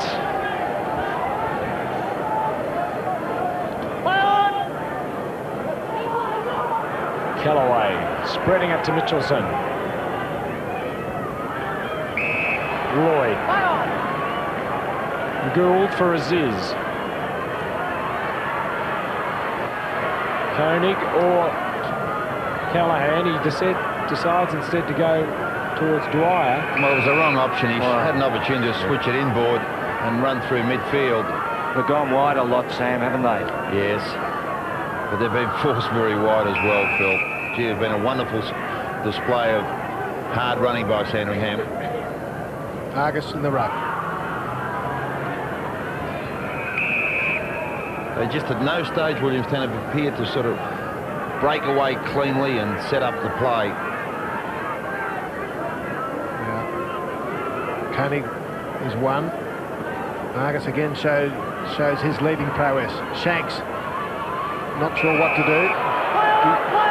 Free kick paid off the ball, but they're on behind play. It's Stephen Long. And Rickman marks meantime inside 50. As players converge on Foley and Callahan. One is Shanks to separate the two of them. And meantime, Ian Rickman will attempt to kick his second goal. 62 points down.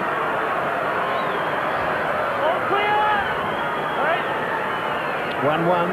Well, the tale of woe continues for Williamstown in particular when you see Ian Rickman somewhat dejected and missing goals from 45 metres, which is normally... Cup of tea. Cup of tea, Phil, yes. Rugolo. Scored by Venner. Moray misses the handball. Ghazi doesn't to O'Connor. Yeah, Moray here, you'd expect him to win the duel with Venner, but the big fellow does well. Free kick going to Mackenzie. He's been an underrated player this season, Adrian Mackenzie. Yeah, silly play by Greg Minor, though. Handball Very to tall Venner.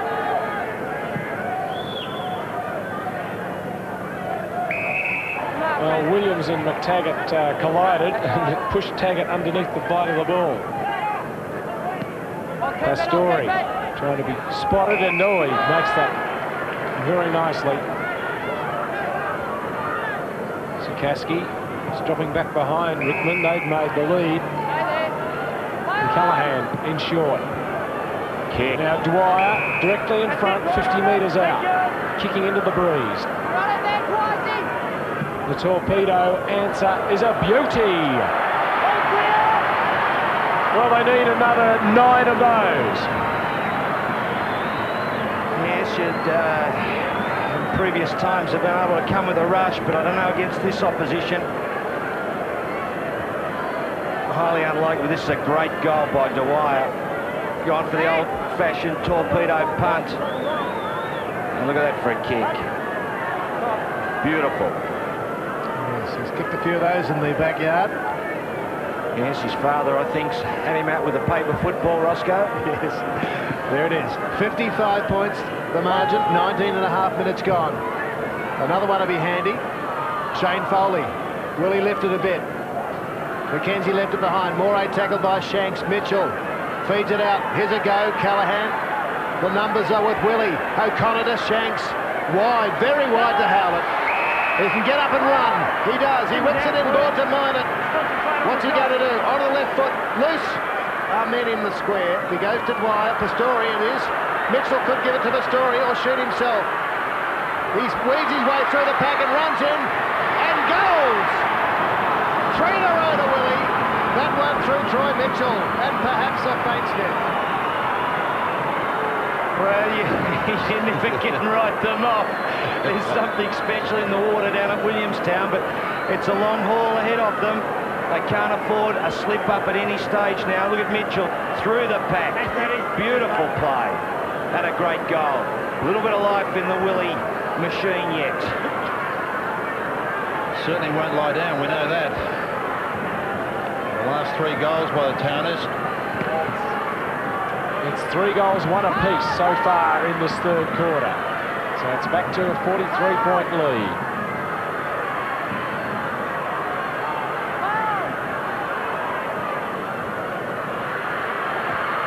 Now Williams. Gets a free kick.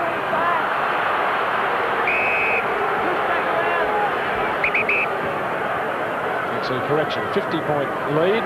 There's Rugolo, 50 metres out from goal. And this would be a real steadier if he could kick this one. 10 possessions for Frank Rugolo. No closer, fellas, please. Thank you. Sorry, it's both teams. Yeah. Don't go any closer, please, Willie. No need for the torpedo with the breeze behind him. Thank you. Thanks, mate.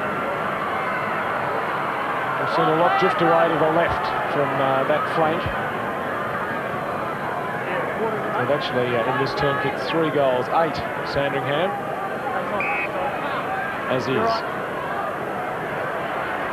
Going for a gallop. Gets a shepherd from McTaggart. That's what they've got to do. Run the ball. Callahan for Howlett. Angus is wearing him like a glove, like he does all his opponents. Foley. Determination written all over his face as he gives it to Ford. Great distance with that kick. Here's Cracker. Bundled down by Gould. Spills to Ackley. Dwyer couldn't outmark Mackenzie. Should have done better there. Ackley. There's a good zebra breeding, Mackenzie, with Father Darrell, former coach. Moray. Out comes Lloyd. Willie playing with a bit more confidence now. To Callahan, finding men. Bit of run in the legs. Nowhere to go. Ghazi calling for it short, and Mitchell. Off he goes. Troy Mitchell. This way, then the other. Looking for Howlett, who's a bit of a focal point. Fisted away by Lambert. Angus ridden into the ground by O'Connor.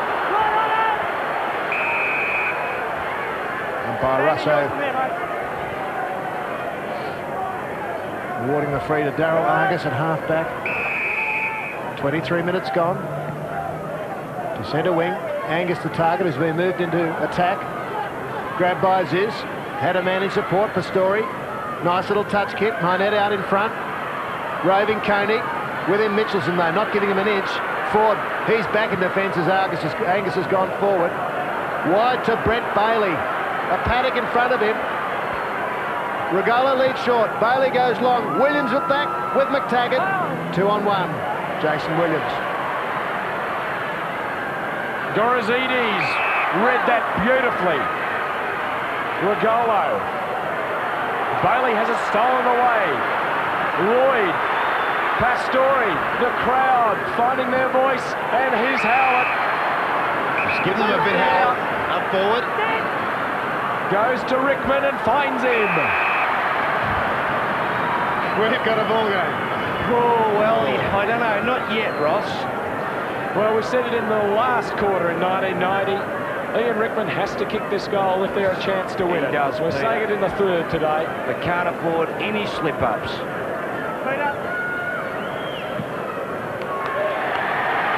Rickman kicks it. His second. Well, that move of Howlett was always on. Aziz played better in defence against Param when he was switched. He's gone in defence, giving them something. But the important thing, Sam, they're breaking the game up in the midfield now. Trying to set the play up and being a bit more attacking. Well, the Smalls are working harder, Paul, you're right. Holding onto the ball and setting up play.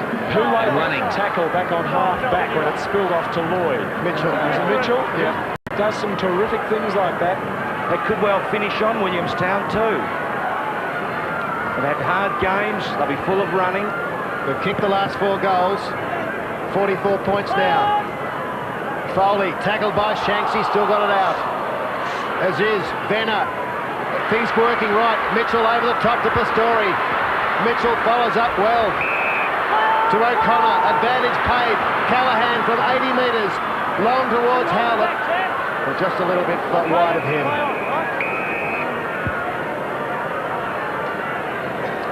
Andy Howlett. Better known as the centre half back. Now at centre half forward.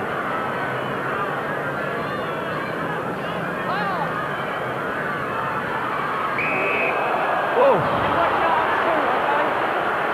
There's a bit in that hip and shoulder. Nick Moray. It wasn't actually hip and shoulder. Mine it again. Ford. Front position, Foley. Yes, that's a mark. Oh. Crowd's with you, Pete. Callaway. Williams happy to see it over. Oh, it's lifted a notch the game now. 44 points the difference. It was 43 at half-time, so they haven't cut into that lead yet, Williamstown. But it was threatening to be a blowout. They got the first 3 goals of the quarter, Sandy. Now Callahan starting to lift. One of a dozen players finding themselves in that position. Aziz is one of them. Ghazi is hot. Could do nothing else, really. He was going to be tackled when he took possession. Oh, good play, David Ackley. Under a lot of pressure there to hold the ball in. But it swept clear. They were in all sorts of trouble. He got the body in the way. 2 minutes into time on. Third quarter. 44 points. Willie trail. Rugolo got it out. Mitchelson with pace. Koenig chasing him. Long inside 50. Williams in front. A little nudge. Push. By Frank Rugolo. Let go. We'll see it again. You can make up your own mind. Umpire Russo's decided it was okay. Can't see it there. There's only a tiny little nudge. Williams just kept going instead of holding his ground there. Hard to see Frank Rugolo missing from dead in front. 35 metres. But he has 5 goals for. A little bit more pressure. There it is now. No, I don't think there was anything in that. We'll pay that. Good decision by the umpire. Occasionally, Sam, we get it wrong. Yes. Come on, why don't you put it the other way? Occasionally umpires get it right. But at least we're big enough to admit to it, Phil. As is. 2 of them on him. Gorozidis. Nowhere to go. And that stayed in before it went out. If you know what I'm getting at. It didn't go out in the full. We follow you, Peter. They could only get 1 more before the siren. 28.5 minutes gone of the 3rd quarter. Benner's tapped to his ears. Howlett and he have done the swap. It's with Andrew Howlett on the centre wing. Very open forward line. Dwyer against forward. That's great mark. Forward. Ford tries to torpedo. A lot of distance too. Angus is there, uncontested. Should have held it. Shanks in possession. Now he's not. O'Connor working hard at the pack. Angus, time to look and find a man. Oh, that was an unfortunate one from Ackley. That was a little bit technical. And O'Connor, I think. No, Garrett. Lloyd holds his ground. Good play, Lloyd. Top play. Strength. Chips it out to Ghazi. Good grab by the little rover. Under pressure from Johnston, his marker. Koenig and Mitchelson. Mitchelson spoils. He's got the leg speed. On Koenig. Johnston. Centering kick. Into Gorozidis, who's kicked 3. It's been a live wire across half forward, Gorozidis, given the Williamstown defence plenty of headaches. Always a difficult opponent, one that continually moves. He works very hard. 9 possessions to the forward. Little stutter as he kicks. Frank Rugolo applauds it through. He likes it. Goal umpire likes it. Number 4 to George Gorozidis. And that takes the pressure off a little bit. Well, back to 51 points. You see here, Sam, Stephen Venner, he just is not very good in the back half. He's not able to cut off those passes. Still of the opinion he'd be better off going with Rugolo. But it was a good move by Gorozidis and a great goal. 51 points the lead. Barry Rao, impassive. Summoning his strength for an impassioned 3/4 time speech. And they're pretty rare from Barry. He's going to have to produce something special to inspire his team here. Pastore knocks it away towards Ghazi. Being forced wider and wider. Howlett. They haven't heard the siren. The umpires haven't heard the siren as play goes on. Well, this has been a criticism of Princes Park. Siren still going. Umpire Callaghan yelling to umpire Russo to blow it up. He still hasn't heard it. Well, they've tested this siren time after time at Princes Park because umpires do not hear it. And well, that could have been crucial. My word, a goal could have resulted from that. Imagine if that had been the 30-minute mark of the final quarter with point the difference.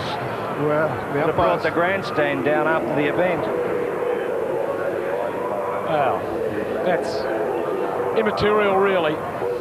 51 points, the difference at 3/4 time. That's the important facet. He looks a little bit sheepish, umpire John Russo, but it didn't matter. At 3/4 time, Sandringham have had 5 goals kicked by Frank Rugolo, 4 by Gorozidis, 3 by Williams. They're the multiple goal kickers. 2 apiece for Williamstown from Ian Rickman and Saade Ghazi. They came back from 34 points down about 6 minutes into the last quarter of the 1990 Grand Final. They've got to do something that has never been approached in a VFA Grand Final. 51 points behind at 3/4 time of the Seagulls. Here at Princes Park, Sandringham looking the premiers with 1 quarter to play.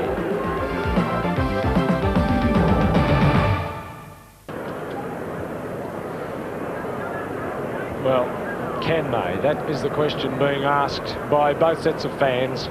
And Sandringham continue it and win the premiership. Can Williamstown do something unbelievable and steal it from them? Barry round. I think we're going to chuck the squad around a little bit. Okay, good. Come on, obviously cook, get over the spell. Good stuff, Lloyd. You're in the right frame. Come on, do the job, go. 30 minutes. Lloyd, back onto a goal there. Ashley, the Gorozidis. Okay, Pygmy on the wing on number 42. So Lloyd's gone back to fullback on the goal, though. Wholesale changes being made here. Really comes down to us saying we were bloody fitter than what they are. Now we've just got to go out and prove it. The blokes that have been down a little bit have just got to really lift it out. And we've all had a little bit of taste of being down today, haven't we? We're all in the same boat. It's not as if we say, oh, well, you've let us down. We've all bloody let us down. Okay, so for Christ's sake, let's really pull something out. Perhaps we've just got to run that bloke. I know he's getting a bit tired. A couple of times there, we made the play, and he ran away with you. We've really got to chase him, right? Here's Trevor Barker, who's never been involved in a premiership in his football career. Look, you give a bloody mug a break and he'll take it. Okay? He beat us his. Now it's starting to get away from Nagi. Confidence. He's got to play time. Warrior. He's got to work your bloody ass off up center and forward, Warrior. Big break. You can do it, Warrior. Big Warrior. You should have followed that one. Normally if you're in the back line, you just follow that back. You've got to run. If he's giving you trouble running off, just move him out of the bloody play. Go and stand in his pocket or something. But I don't have to have you do that. Okay? Come on, Warrior. Run around. Ant's going to go into the centre. Okay, just for a minute. We'll have a rest. You've got a few blokes who just got clamping up, a few ankles. Look, put yourself in this position. We need those first couple this time. Oh, boys. Thank you. What's 4-9? 4-9. You could have wrapped the bloody game up. Lockie. First 3 goals. Go on from there. Just watching in the ruck, he's probably jumped a bit early like he did on Martin. So you just walk up and use your spring on. And when the ball's in general play, you run out to the side. So if he's going to drop back one, goes to centre half forward, I want you to be a target off on the side. You all understand that? Strong's out there. Let's kick it out. Well, Philip, no inspired oratory from either coach, really. No, well, it's pretty difficult for Roundy at the present time. He's got to try to lift them and realise they must kick a couple of goals. Trevor Barker, as he's done all year, just firm with his players and just pointing out clearly and analytically what's required. Here's Bailey, kicked the first goal of the quarter, and I think a few times after that wanted to repeat the dose when he should have given it to the forwards who've proved what they can do. That was a brilliant mark from Angus, but then Hallett, as Coach Barker said, perhaps gone on top of him. And Andy Krakouer, what a goal. Zakowski's well and truly had the better of Rickman, but then the ball has not reached Rickman with the same strength as in previous weeks. Mark Williams been dangerous. Zakowski again. Koenig worked hard. It was one that Angus really could have taken. Dwyer off to Ghazi. Great goal. It was a fleeting moment, Phil, through that midway through the third term when they got a bit of a run on, kicked 4 goals, that they appeared to claw their way back into the game, and I think this was one of the crucial goals of the term for them by David Dwyer from 50 metres out, a huge torpedo, and I think the placing of Howlett certainly gave them a bit of bite up cross half forward. But to Sandringham's credit, they did steady, and what, you know, is a little bit misleading or hard to comprehend is the fact that they've extended their half-time lead from 43 points to, in fact, 51 points, even though probably Williamstown had the better of the term. Troy Mitchell, well, he's got a wonderful work ethic. He just kept working and working. Lloyd was solid in defence. Story, yeah, has been well held for Story. They've missed his brilliance around the packs, and there's Howlett again, worked very hard across half forward. Rickman on the lead, which has been a rarity. There's very few possessions across, opposed to a very tight checking Zakowski, but you're right, the kicks haven't sort of had the same penetration or the frequency up forward. Mitchelson certainly had the better of Koenig on that wing. He shouldn't have gone to ground there, Koenig. Should have worked a bit harder to stay on his feet. And there was Gorozidis slipping away from Venner. Venner had dropped back into the corridor. Gorozidis Another. Gorozidis summed up what was going to happen, though, about 2 seconds quicker than Benner did. He's been a wonderful plus for them, and Ford did terrific. I thought Ford was a very good player across half-back as well. Stats for the term: kicks comparable, marks slightly in handballs. Not a great deal, a relatively even term, as the scoreboard would indicate. 13 scoring shots to 5 in that quarter. That's why Sandringham increased their lead to 51 points. Ross Booth. A lot of Sandringham players being rubbed at three-quarter time. I think they're tired, but of course their margin of 51 points might be far too much. Benner off the ground now for Williamstown. Jason Williams into the ruck. Angus at centre half forward for Sandringham, and Kellaway off for the Zebras as well. Well, it'll be one of the most memorable grand final victories if they could turn this around. It's a monumental ask, but knowing Williamstown, anything's possible. Anthony Allen's on the field. Yes, the skipper is getting the last quarter. Here's the mark from Adrian McKenzie. As I said, Darryl McKenzie's father, former coach of the Zebras. Callahan. Mitchell. Minot. Oh, good, strong mark. Give him a little bit, Minot. As we're trying to change the course of the game, I think. Rough a few players up. He's found Williams, who's gone. Ooh. Ackley. Dwyer. He contested, and it's built to Johansson. I don't know what he was trying to do there. Certainly bamboozled Joe Rugolo. At least he put it at Joe's feet, where he's not, which are not his greatest strength. Could have done a little bit better there, Johansson. Could have run and broke up play and probably run into a goal. Had a shot on goal. Now it was the run-in on Rugolo. Rugolo stands his ground. Forward. Off to Bailey. Moray. Nick Moray. What a performance it would be from him. I wonder if it's ever been done before. Premierships in consecutive years with different clubs. Yeah, member of Dandenong's victorious side last year. Williams missed it totally. Pastore. Ghazi. Momentary collision with Callahan. Too close to accept the handball, really. But he's got the free kick, Ackley. On his own is Shanks. Haven't seen a lot of him.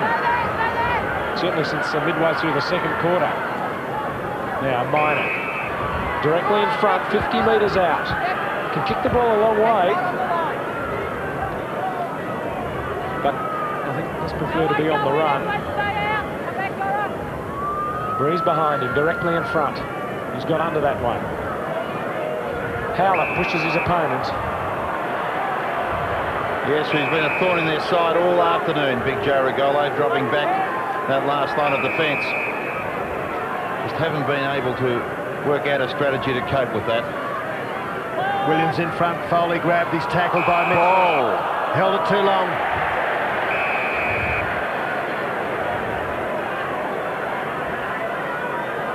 The ball relayed back to Troy Mitchell, 3 minutes gone. 20 possessions to the centre man. Mitchell goes short to O'Connor. Spoiled by Lambert. Mitchell follows up, weeds his way through the pack and shoots at goal, but just wide. Oh, it was a bad choice to O'Connor there, that pass. You're right, Phil. He would have had trouble with the distance anyway. Zakaski thumps it to half-back. Darryl Argus asked for Trevor Barker to lift after he'd beaten Aziz, but Howlett got on top in that last part of the last quarter. O'Connor got in the face as he limped away from the pack. I think he's okay. Foley tackled by McTaggart. Players looking a bit tired. Well, Marcus O'Connor in a bit of trouble. I know one man who will be worried is Richard O'Connor, Marcus's grandfather, who turned 88 today, out of hospital and watching this game on telly. Can Williamstown conjure something up for you, Richard? We'll see. Dwyer. Look at that smothering defence from the Zebras. Here's Allen for his first possession, the skipper. And they've slipped by him. Now he puts the tackle on Johansson. Mackenzie's handball. Howlett with determination, but not a lot else at this stage. They're trying, but meeting stern resistance from this wonderful Sandringham defence.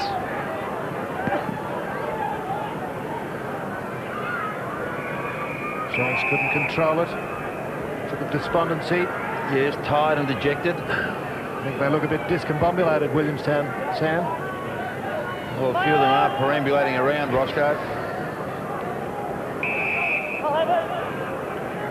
But I'm sure that's a lot to do with, as Peter mentioned earlier, the stern opposition they've met. You would feel like going walkabout, wouldn't you, Ross? Need a quick one. 5 minutes gone. Joe Rugolo, been great. Shanks. Foley in over the top of him. Pushed off by O'Connor. They exchange pleasantries. There's a lot to admire about Sandringham. They've really stuck to their task. And the players have worked and worked. Umpire Russell over the top pass Story. Still it won't stay in. And how Ackley's gone down. And we'll get the free kick from Foley. And a 50-metre penalty. Well, they need every break they can get, Williamstown. Well, David Ackley's been a wonderful trier for them. Against overwhelming odds, he's certainly remained focused. Chipped away. 16 possessions as Trevor Barker gets to the phone next to Darryl Fenton, the reserves coach. Message sent down for sure. As Ackley shoots. Oh, he's made the goal umpire work, but he might have got it. No. Oh, so close for David Ackley. Had people reaching for their pens to mark that one down. 49 points, the difference. You never take down the goalkeepers. No, I don't. That's true, Peter. Oh, Joe Rugolo. Ghazi. Off the hands of Mitchelson. Lambert caught by O'Connor. Shanks goes off the ground. High one on Anthony Allen. Yes, there's no doubting that one. Committed himself there. And made skipper, even with the influx of talent into the team this year, and certainly warranted that honour. And it's great to see him out there on the ground here. Mitchelson. Rugolo pulled off it there by Lloyd. Ghazi waits the kick well. Allen again. And he got that away in time to find Angus. Well, he hasn't taken a lot of shots at goal this year, Warwick Angus. Stephen Johansson was very ordinary in that last bit of play there when the ball was kicked. He just can't run. It was a bad kick. Can't run or didn't run? Well, I don't know whether he can't or he certainly didn't. No, that's right.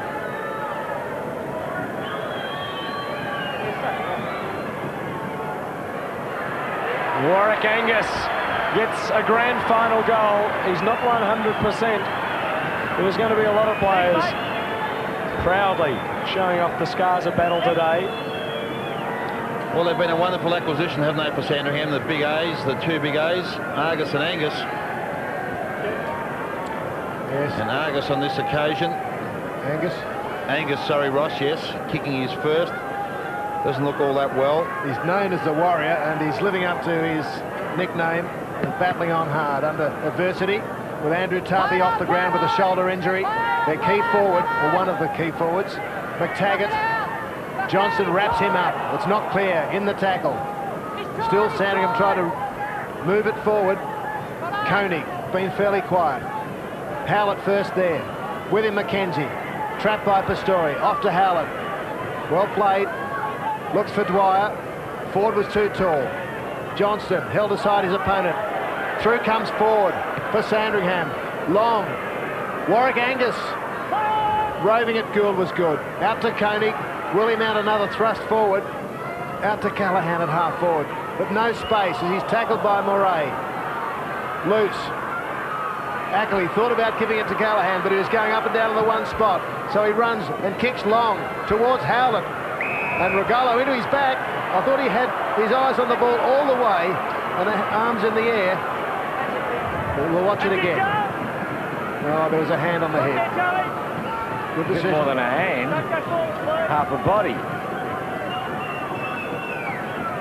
Howlett. Rickman pushing, shoving. Ford knocks it through.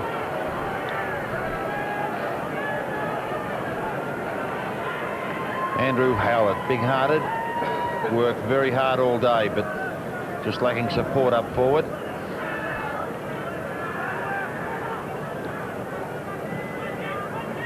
Mitchelson, body to body against Johansson, does well, the rover. Mitchelson wasn't going to be taken out of the contest either. He's had a terrific game on the wing today. Been a fine contributor, Peter. And I guess that's the beauty of Sandringham's side. There's such an even side, strengths all over the field. Johnston, Lambert. Foley, that's a mark. The second one of those he's taken. The second one was paid. Bailey, Gorozidis, Coney. Back on him now, it would seem. And Bailey's been a very good player too, Phil. You know, we don't... Hasn't played a bad game all year. No, he hasn't played a bad game all year. You know, one of those bread and butter players that I call, just always there, works very hard, creates many an opportunity. Ackley punts to the centre. Beats Rugolo. McKenzie there. He's been good and strong at the ball. Loose to Callahan, though. Didn't give it to McTaggart. Chose to kick long to Howlett. Howlett's had a good battle with Angus. Mitchelson was terrific as he crumbed that pack. Johansson too. Wrapped up by Angus. Credit to both sides that they're still persisting and going at the rate that they are. The game's been played at a crackerjack pace.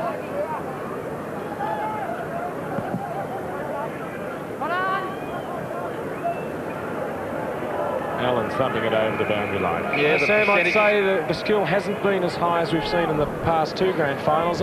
Players seem to have just had trouble adapting to the firm going again, I think. But because their training grounds have been very wet also. Yeah, valid point, Peter.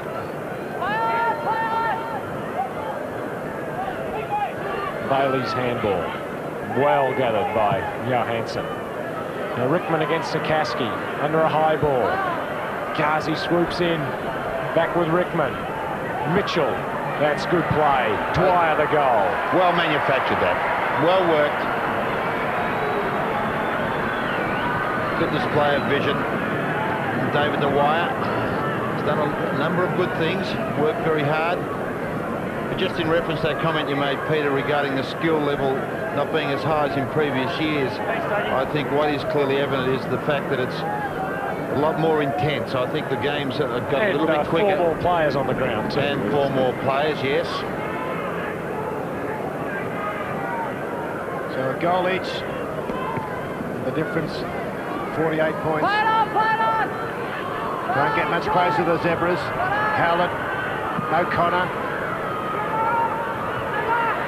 Sakaski in front of Rickman. Short to Chris Garrett.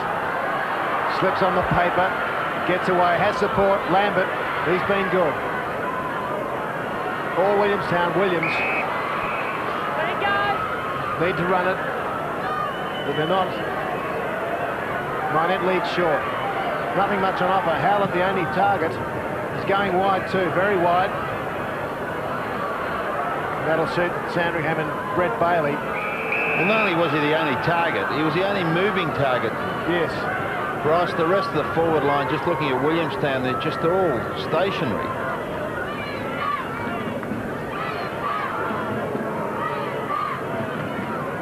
Rugolo hits it up to the wing. Foley caught by Shanks, but not retarded.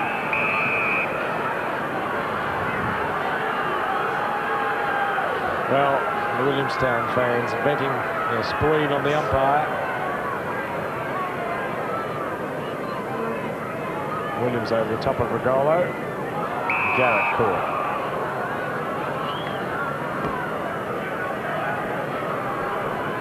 .48 points the difference in favour of Sandringham.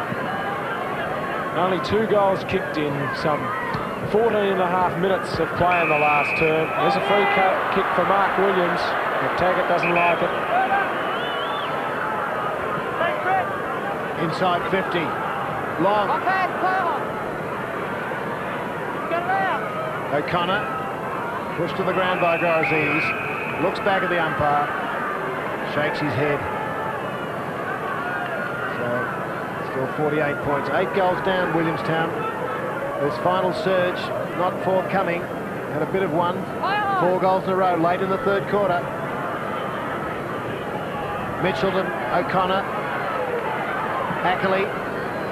Dwyer against a taller opponent. Ghazi roving.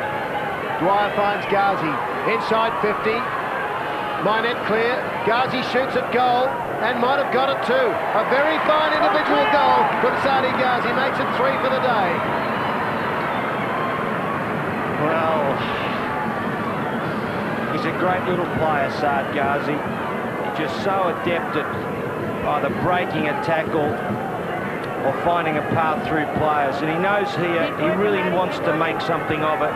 He's cornered and slips around Michael Ford and kicks a lovely goal. They need another 7 in 15 minutes. It's a tall ask.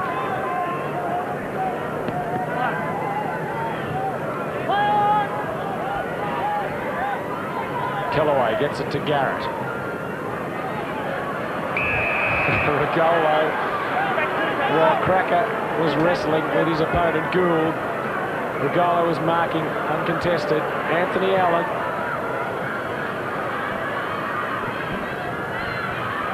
Nice pick up, and he gets a free kick. Mitchell, he always puts his body where a lot of people would think twice. He goes in. Ackley likewise. Gould. Pastore. Hasn't had any influence on proceedings today, Tony Pastore. He missed Gould. Taken by Lambert. The give and go between he and McKenzie. Krakouer. Gorozidis. What a brilliant kick. Unbelievable. He dropped that over the head of Gorozidis, and it was still a very good mark too. But when Krakouer gets it, you know 9 times out of 10 it's going to find its mark. There's always a sense of anticipation when he's near the ball because you expect a touch of brilliance.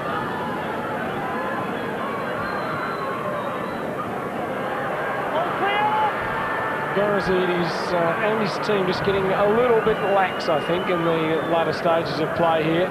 There's Krakouer, did brilliantly to keep the ball in front of him. Spotted the man. Couldn't ask for it much better than that, Peter. Out to Venner, back on. Oh, trainer just got out of the way in time. To Koenig. Howlett.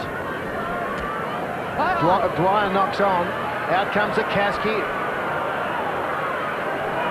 And now Zakaski gives away the free, and it's going to Howlett. Man short, passes on is Mitchell. He's covering lots of ground.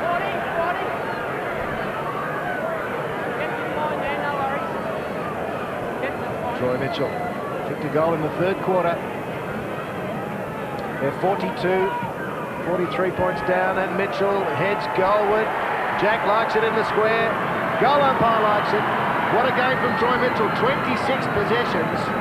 And it's down now to 37 points. Yes, well, they're continuing to persist. And that just sneaks through. Well, they can't afford to see Sandringham kick 1 goal. They could kick 6. Be a big effort. Coming up to the 19-minute mark. Williams to O'Connor. Rickman against Zakaski. And Zakaski hasn't lowered his colours too many times this season. Free kick going to Callahan. Since he's came on from interchange, he's won that wing, I think. Krakouer goes off. Kellaway on. Mitchelson goes defensive on Pastore. McKenzie takes it from Foley. Finds Mark Williams. Rugolo's 50 metres out.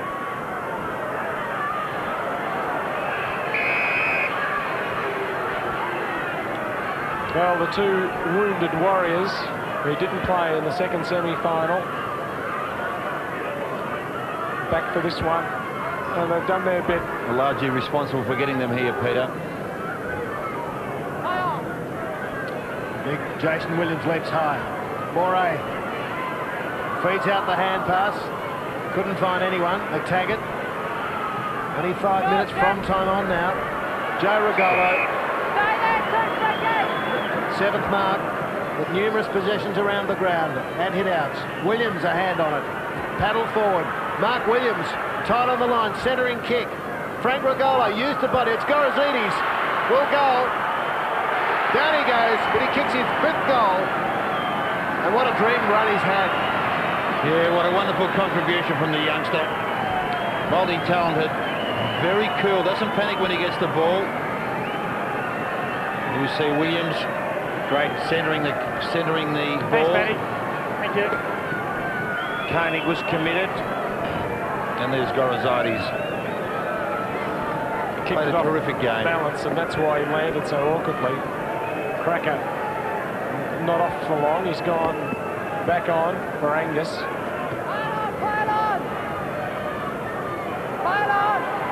McKenzie. Rugolo. Foley. Now Mitchell. Tony Pastore. Time to steady.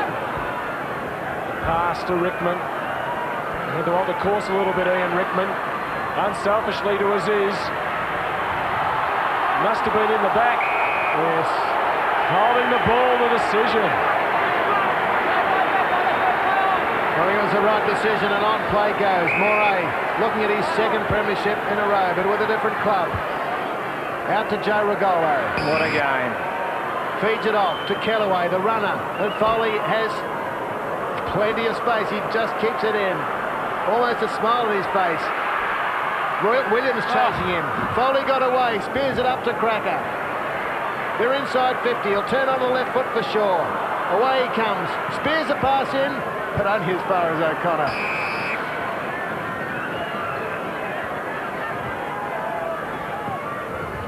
Three minutes from time on. And there's Lyle Johnston who'll steady things down.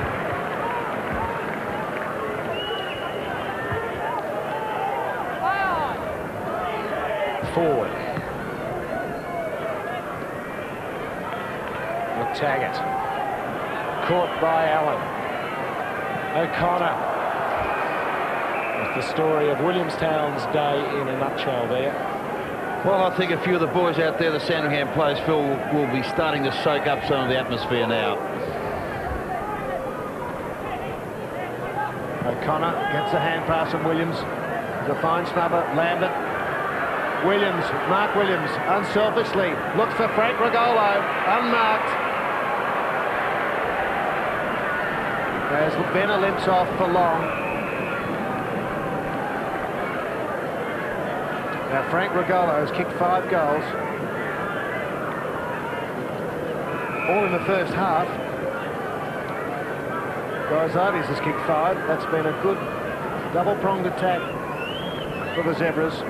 3 to Mark Williams on the flank or in the pocket. Frank Rugolo, he's soaking up the atmosphere, taking plenty of time.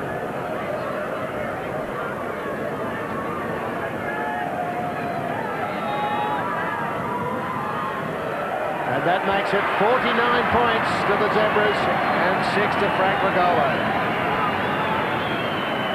And who'd have considered leaving him out of the side, Roscoe? It was a good move in the end, wasn't it? Oh, today, no, not today. Down there.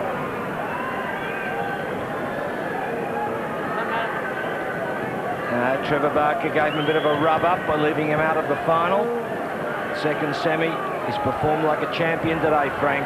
6 big goals. And 79 for the season. Well, can he 3 more and equal Ian Rickman as the leading goal kicker for the year. Oh, how's he played this bloke, Sam? What a year it's been for Joe Rugolo. Liston medal. I think he might be on his way to the Goss medal somehow for the best player in the VFA Grand Final. As Foley goes for home. They are home, the Zebras. Premiers for 92. But everyone knows it now. And they've produced champagne football, Peter. That just typified the way they've played all day. Bailey, there's the big bloke, Joe Rugolo. What a game. Over to Bailey. And look at the long handball from Bailey. Spot on. And Foley lopes a bit at first, steadies. Magnificent kick. A very good football side, this one, Sam. You're not wrong there, Phil. And I suspect Beach Road will already be rocking the social club there.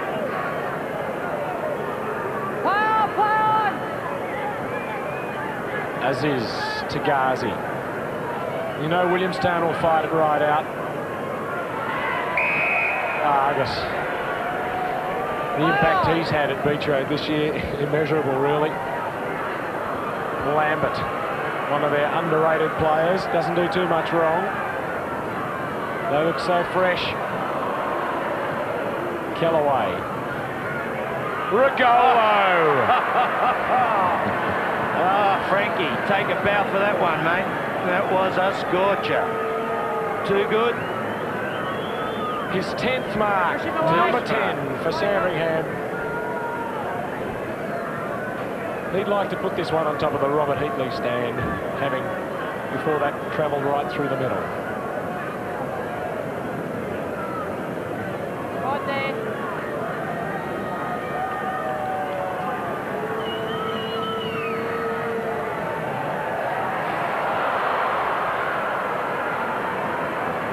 He's kicked 6 goals, 5 today, Frank Rugolo. Well, he's been the focal point for them in attack and without a doubt the best forward on the ground. A lot of support. How many marks between the Rugolo brothers, Paul? 19 marks between Frank and Joe. Here's David Ackley on half-back for Williamstown. We're into time on by 2 minutes now.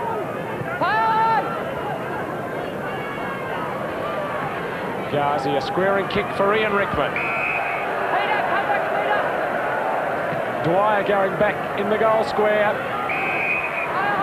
He's got 3 goals, David Dwyer. And typical Ian Rickman there. I think that's the crowd wanting him to go back and have one of those classic long-range kicks, but the team player foremost is Rickman. Yes, it was a beautiful left-foot pass by Rickman. It was also a great left-foot pass by Ghazi. Rickman's been well held by number 16, Peter Zakaski, as Rickman goes onto the left. Lovely work, but all too late. And even 50 points for the Zebras. A few minutes to go, and the celebrations will be long and joyous. Anthony Allen prepares to lift the cup. Been terrific, Ackley. He has, Sam. Drives it to centre half forward. And a mark for Howlett.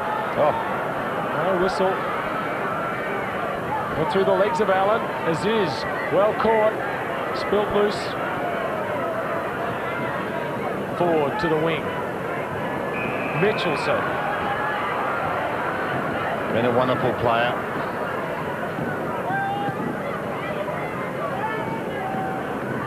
Gorozidis, isn't? No, it's Williams. Those two have pulled out some beauties today. Bailey's handball went astray. He wants to get it back. He does. Cracker. Garrett's caught well by Gould. Callahan. Johansson outnumbered here. Garrett to Lambert. Heady play. Very cool. Rugolo. Big Jones. One mistake for the game. He's like a big dinosaur hitting the deck. Williamstown, the numbers here. Howlett wanting to play on at all costs. Made it difficult for Pistori. 3 of them come at him. Umpires have put the whistle away for the last minutes. Michael forward. Is it taken away by Callaghan? Good shepherding from Pastore. Mitchell shot the ball out to Marcus O'Connor. He gets the goal. 44 points the lead for Sandringham now. And Marcus O'Connor gets his first. Well, they've outscored Sandy in this last term, Williamstown. Well, you expect them to keep chipping away, and that's exactly what they've done. Have you been disgraced? No, far from disgraced. But I was just thinking previously when Mark Williams took that mark, there's just been no respite for the defensive. It's not Rugolo or Gorozidis, it's Williams. And I guess they've really paid for their lack of inches in defence. They've really been exposed for that today. What a trier is Troy Mitchell. He's not only a trier, he's a skillful footballer, as is. Through the hands of Johnston. Free kick for Ghazi. And still they keep coming. Sikaski came back to help out his back pocket who was in trouble. And gave away the free kick. Ghazi, he hasn't stopped trying to work Williamstown into the game. He's had 24 possessions.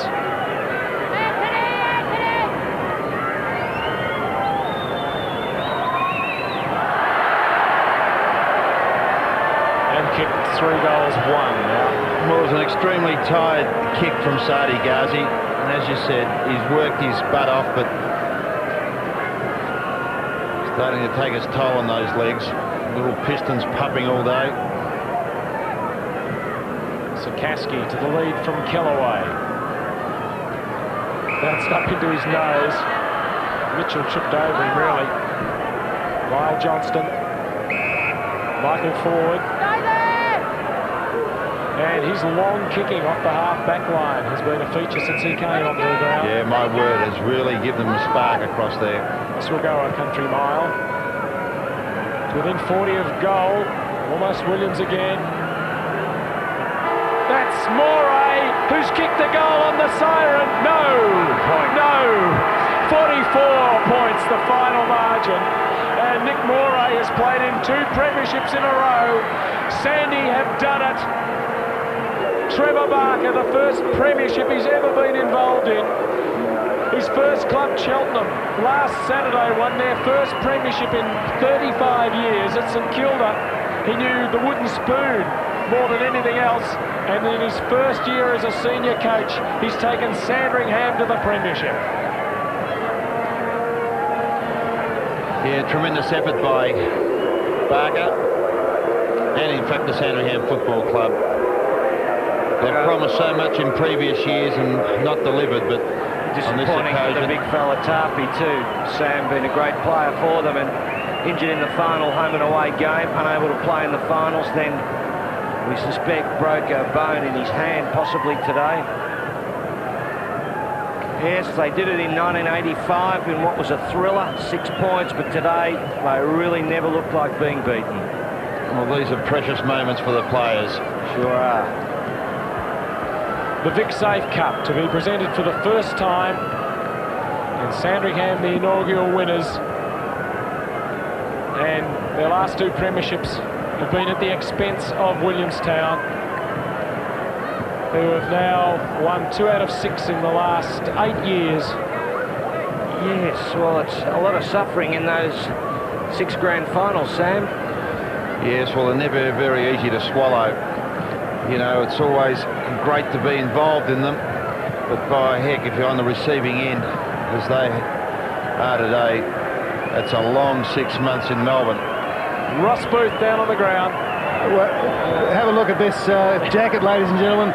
The president of the Sandringham Football Club, Jim Blake, and Ian Blake, I'm sorry, you're rather unemotional. Oh, well, I'm not unemotional, I can assure you of that. Been a fantastic win.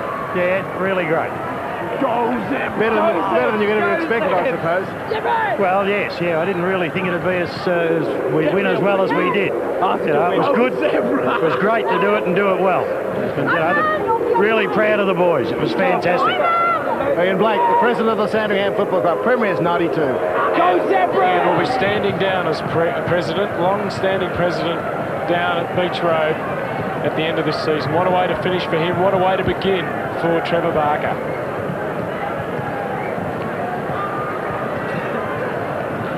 Cuddling a blonde there, Trevor Barker. Well, everyone will be wanting to cuddle him tonight. And yes, he'll get the ball others. round. Well, they set it up in the first quarter. They led by 3 goals at quarter time, 43 at half time, 51 at 3/4 time. And it's going to be hard to get to any of the players, but an ABC personality who will have enjoyed this. Elle McFeast is with Ross. Yes, we're getting even on Elle McFeast. She doesn't want to do this, but you are a Sandringham supporter. Now tell everybody the story. There's no story to tell. I'm very pleased that Sandringham have won because Trevor Barker and I are very close friends. How close? How close is somebody? Well, you know. Yes. No, it's nice to see, and they won very convincingly, didn't they? They did. Who was your best man on the match? I thought they all played really, really Yes. well. And it's VFA grassroots football. Yes. Number 14 play well? Number 14 plays Very good. Okay. Elle McFeast, live and sweaty. And there's Barker. That's not sweat, that's champagne that he's tasting at the moment. Yes, he's done a wonderful job, Trevor Barker. Lost the first game and then 2 more during the course of the season. He's put together a great side, hasn't he, Sam? Wonderful side, and they were clearly by far the superior side here today. Too big, too talented, too quick. And it's a credit to them all at Beach Road. It's their 4th premiership at the VFA. The last was in 85 under Bob Keddy. They beat Williamstown by 6 points. Yes. Now 44 today. They never really looked threatened, did they, all day, apart from the opening 10 or 15 minutes. But from then on, they asserted their midfield authority, and that was virtually the ball game from there on in. And Williamstown, of course, when they couldn't function up forward, they were always going to struggle. Andrew Tarpey there. Well, a player who I thought was troubled early on after a heavier knock, but he just kept going as he has done all year. Brett Bailey with Ross Booth. Yes, Brett, how are the emotions now? You took a heavy knock in that second quarter. No, I'm very relieved now. It's all over. We're starting enjoying ourselves now. It's been a hard year, and had a few knockers during the year. Mr. Kekovich up there. But no, it's been a good day today. Boys fought really hard and got on top. We knew they'd come back hard, and the Williamstown credit. They never gave up all day, but in the end we just got there, and it's a great feeling to win. I'm sure. Excellent. Yeah, terrific. Brett Bailey, fantastic game and a half back for Sandringham. Well, Sam, have you been hard on them? I know at one stage you said that Joe Rugolo played a parasitical type game. I know he took that on board and has used it as ammunition. He's gone on and won the Liston medal. Yes. Have you got up them and inspired them to win the grand final today? Well, I wouldn't go that far, Peter, but I can't recall myself being overly critical of them during the course of the year. As a matter of fact, I've been a fan of theirs, but certainly in relation to Joe. Joe's had a terrific year and, won the Liston, and I don't know what's going to happen with the Goss medal, but certainly he'll be well in contention there. But I always get frustrated when he plays such a dominant role as that loose man in defence. So I can't for the life of me understand why opposition clubs, don't put a strategy in vogue to counter that. But he really does. He's had a remarkable influence on this club during the course of the year. And the contribution made by all the players. I guess is a side that I align very closely, and I don't want to talk about AFL at the moment, but the West Coast Eagles. They're a very, very even side, and there's a weakness. There's not a weakness anywhere in this side. They're said 100 times, a tough, uncompromising defence, a brilliant midfield, and a very, very efficient forward line. Let's go down to the ground, and our Master of Ceremonies, John Bell. Aussie Rules is a great game. Today we've seen a terrific example of it. Zebras, well done. Williamstown, bad luck. Maybe next year. I'd like to present the inaugural Big Safe Premiership Cup to Anthony Allen.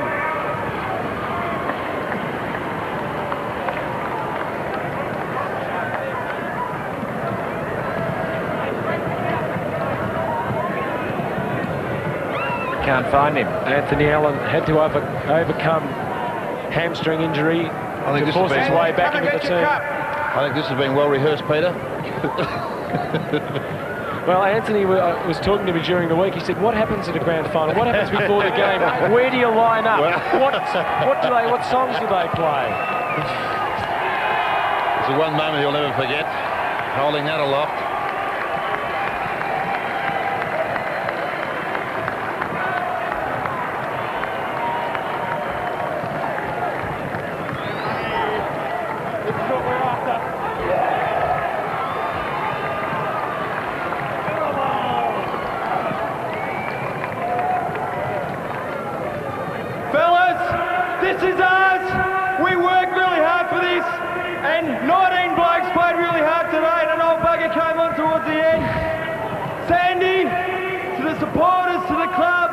This is what we fought for. This is the start of a new era. To the great players from Williamstown, you were excellent. Thanks for such a tough game. But we're very pleased to have won, particularly against such a good side. Everyone back to Saade tonight. Well, that's an invitation that a lot of people will take up, I think. Taken me 18 years to get up here, playing the finals. I thank every one of my players very much. They've worked hard all year. Commiserations to Williamstown. I know how Barry must feel. I'd like to say special thanks to guys like Paddy Garrett, Eddie Fisher, Adam Williams and Bogger Ryan, who missed out in the side. The boys played for you fellas. We played for the Sandringham Football Club. Well done. And I'm sure Mark Fisher, Eddie's brother, who suffered illness this year, I believe he's gone back up to Queensland, will get a tape of this, and I'm sure he was in their thoughts today too.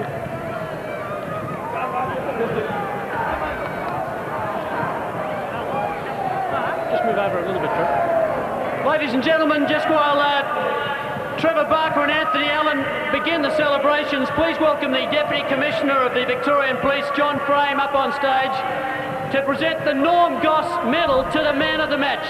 Deputy Commissioner Frame.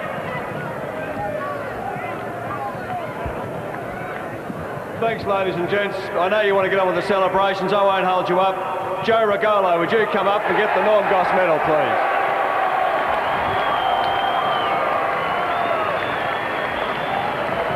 Joe, a fantastic effort. A real blinder, mate. You thoroughly deserved it.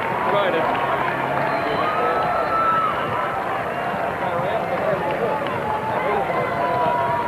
And also the Vic Safe Award as well. Good on you, Joe.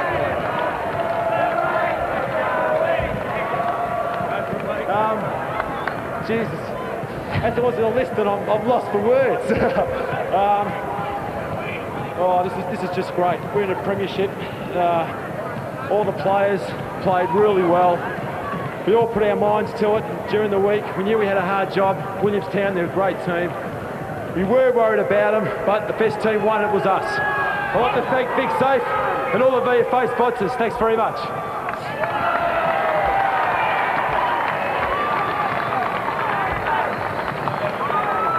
Joe Rugolo not only adds another medal for the trophy cabinet, but also has a new Mazda to drive around for a week. Ladies and gentlemen, will you please welcome up on stage the President of the VFA, Mr. John Grieve, and Mr. Aidan Toomey, who are now going to make the individual presentations of medallions to the Sandringham players. Thanks very much, John. Could we please have up the captain of Sandringham, Anthony Allen. Anthony. Come on, Ant. Come on, Anthony.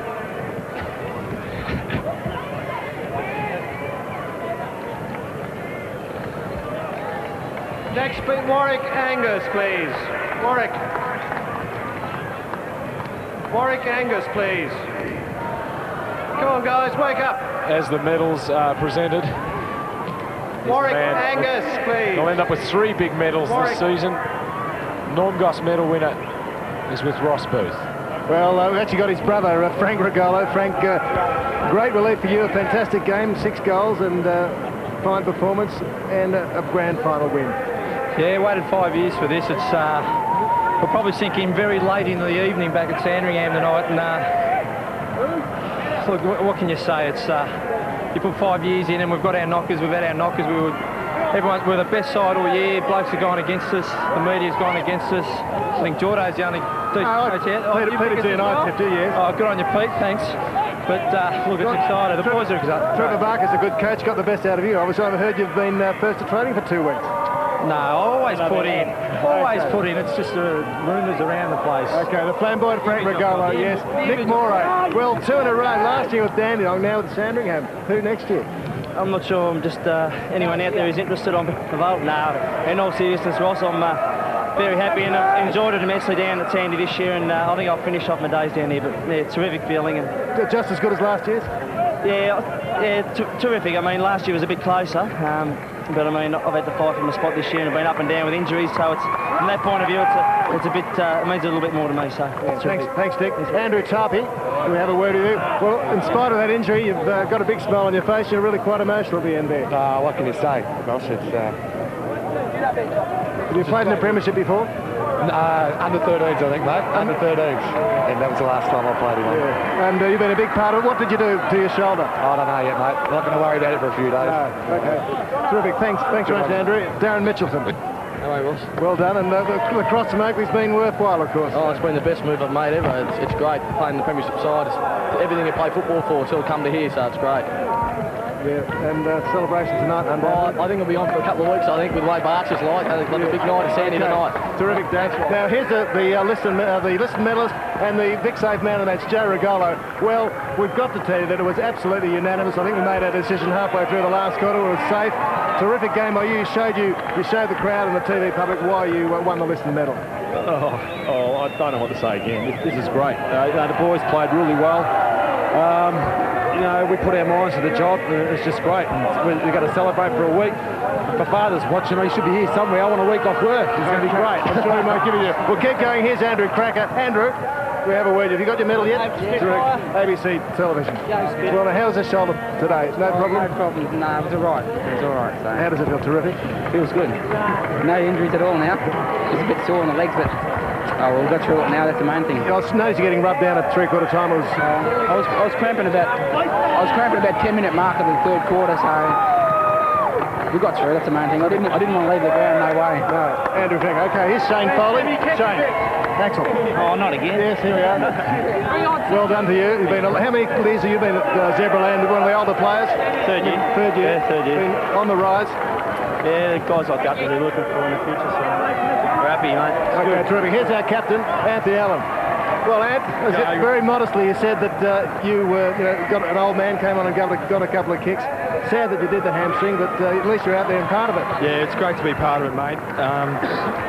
There's really no feeling like it. I mean, it was just terrific to watch the boys play so well.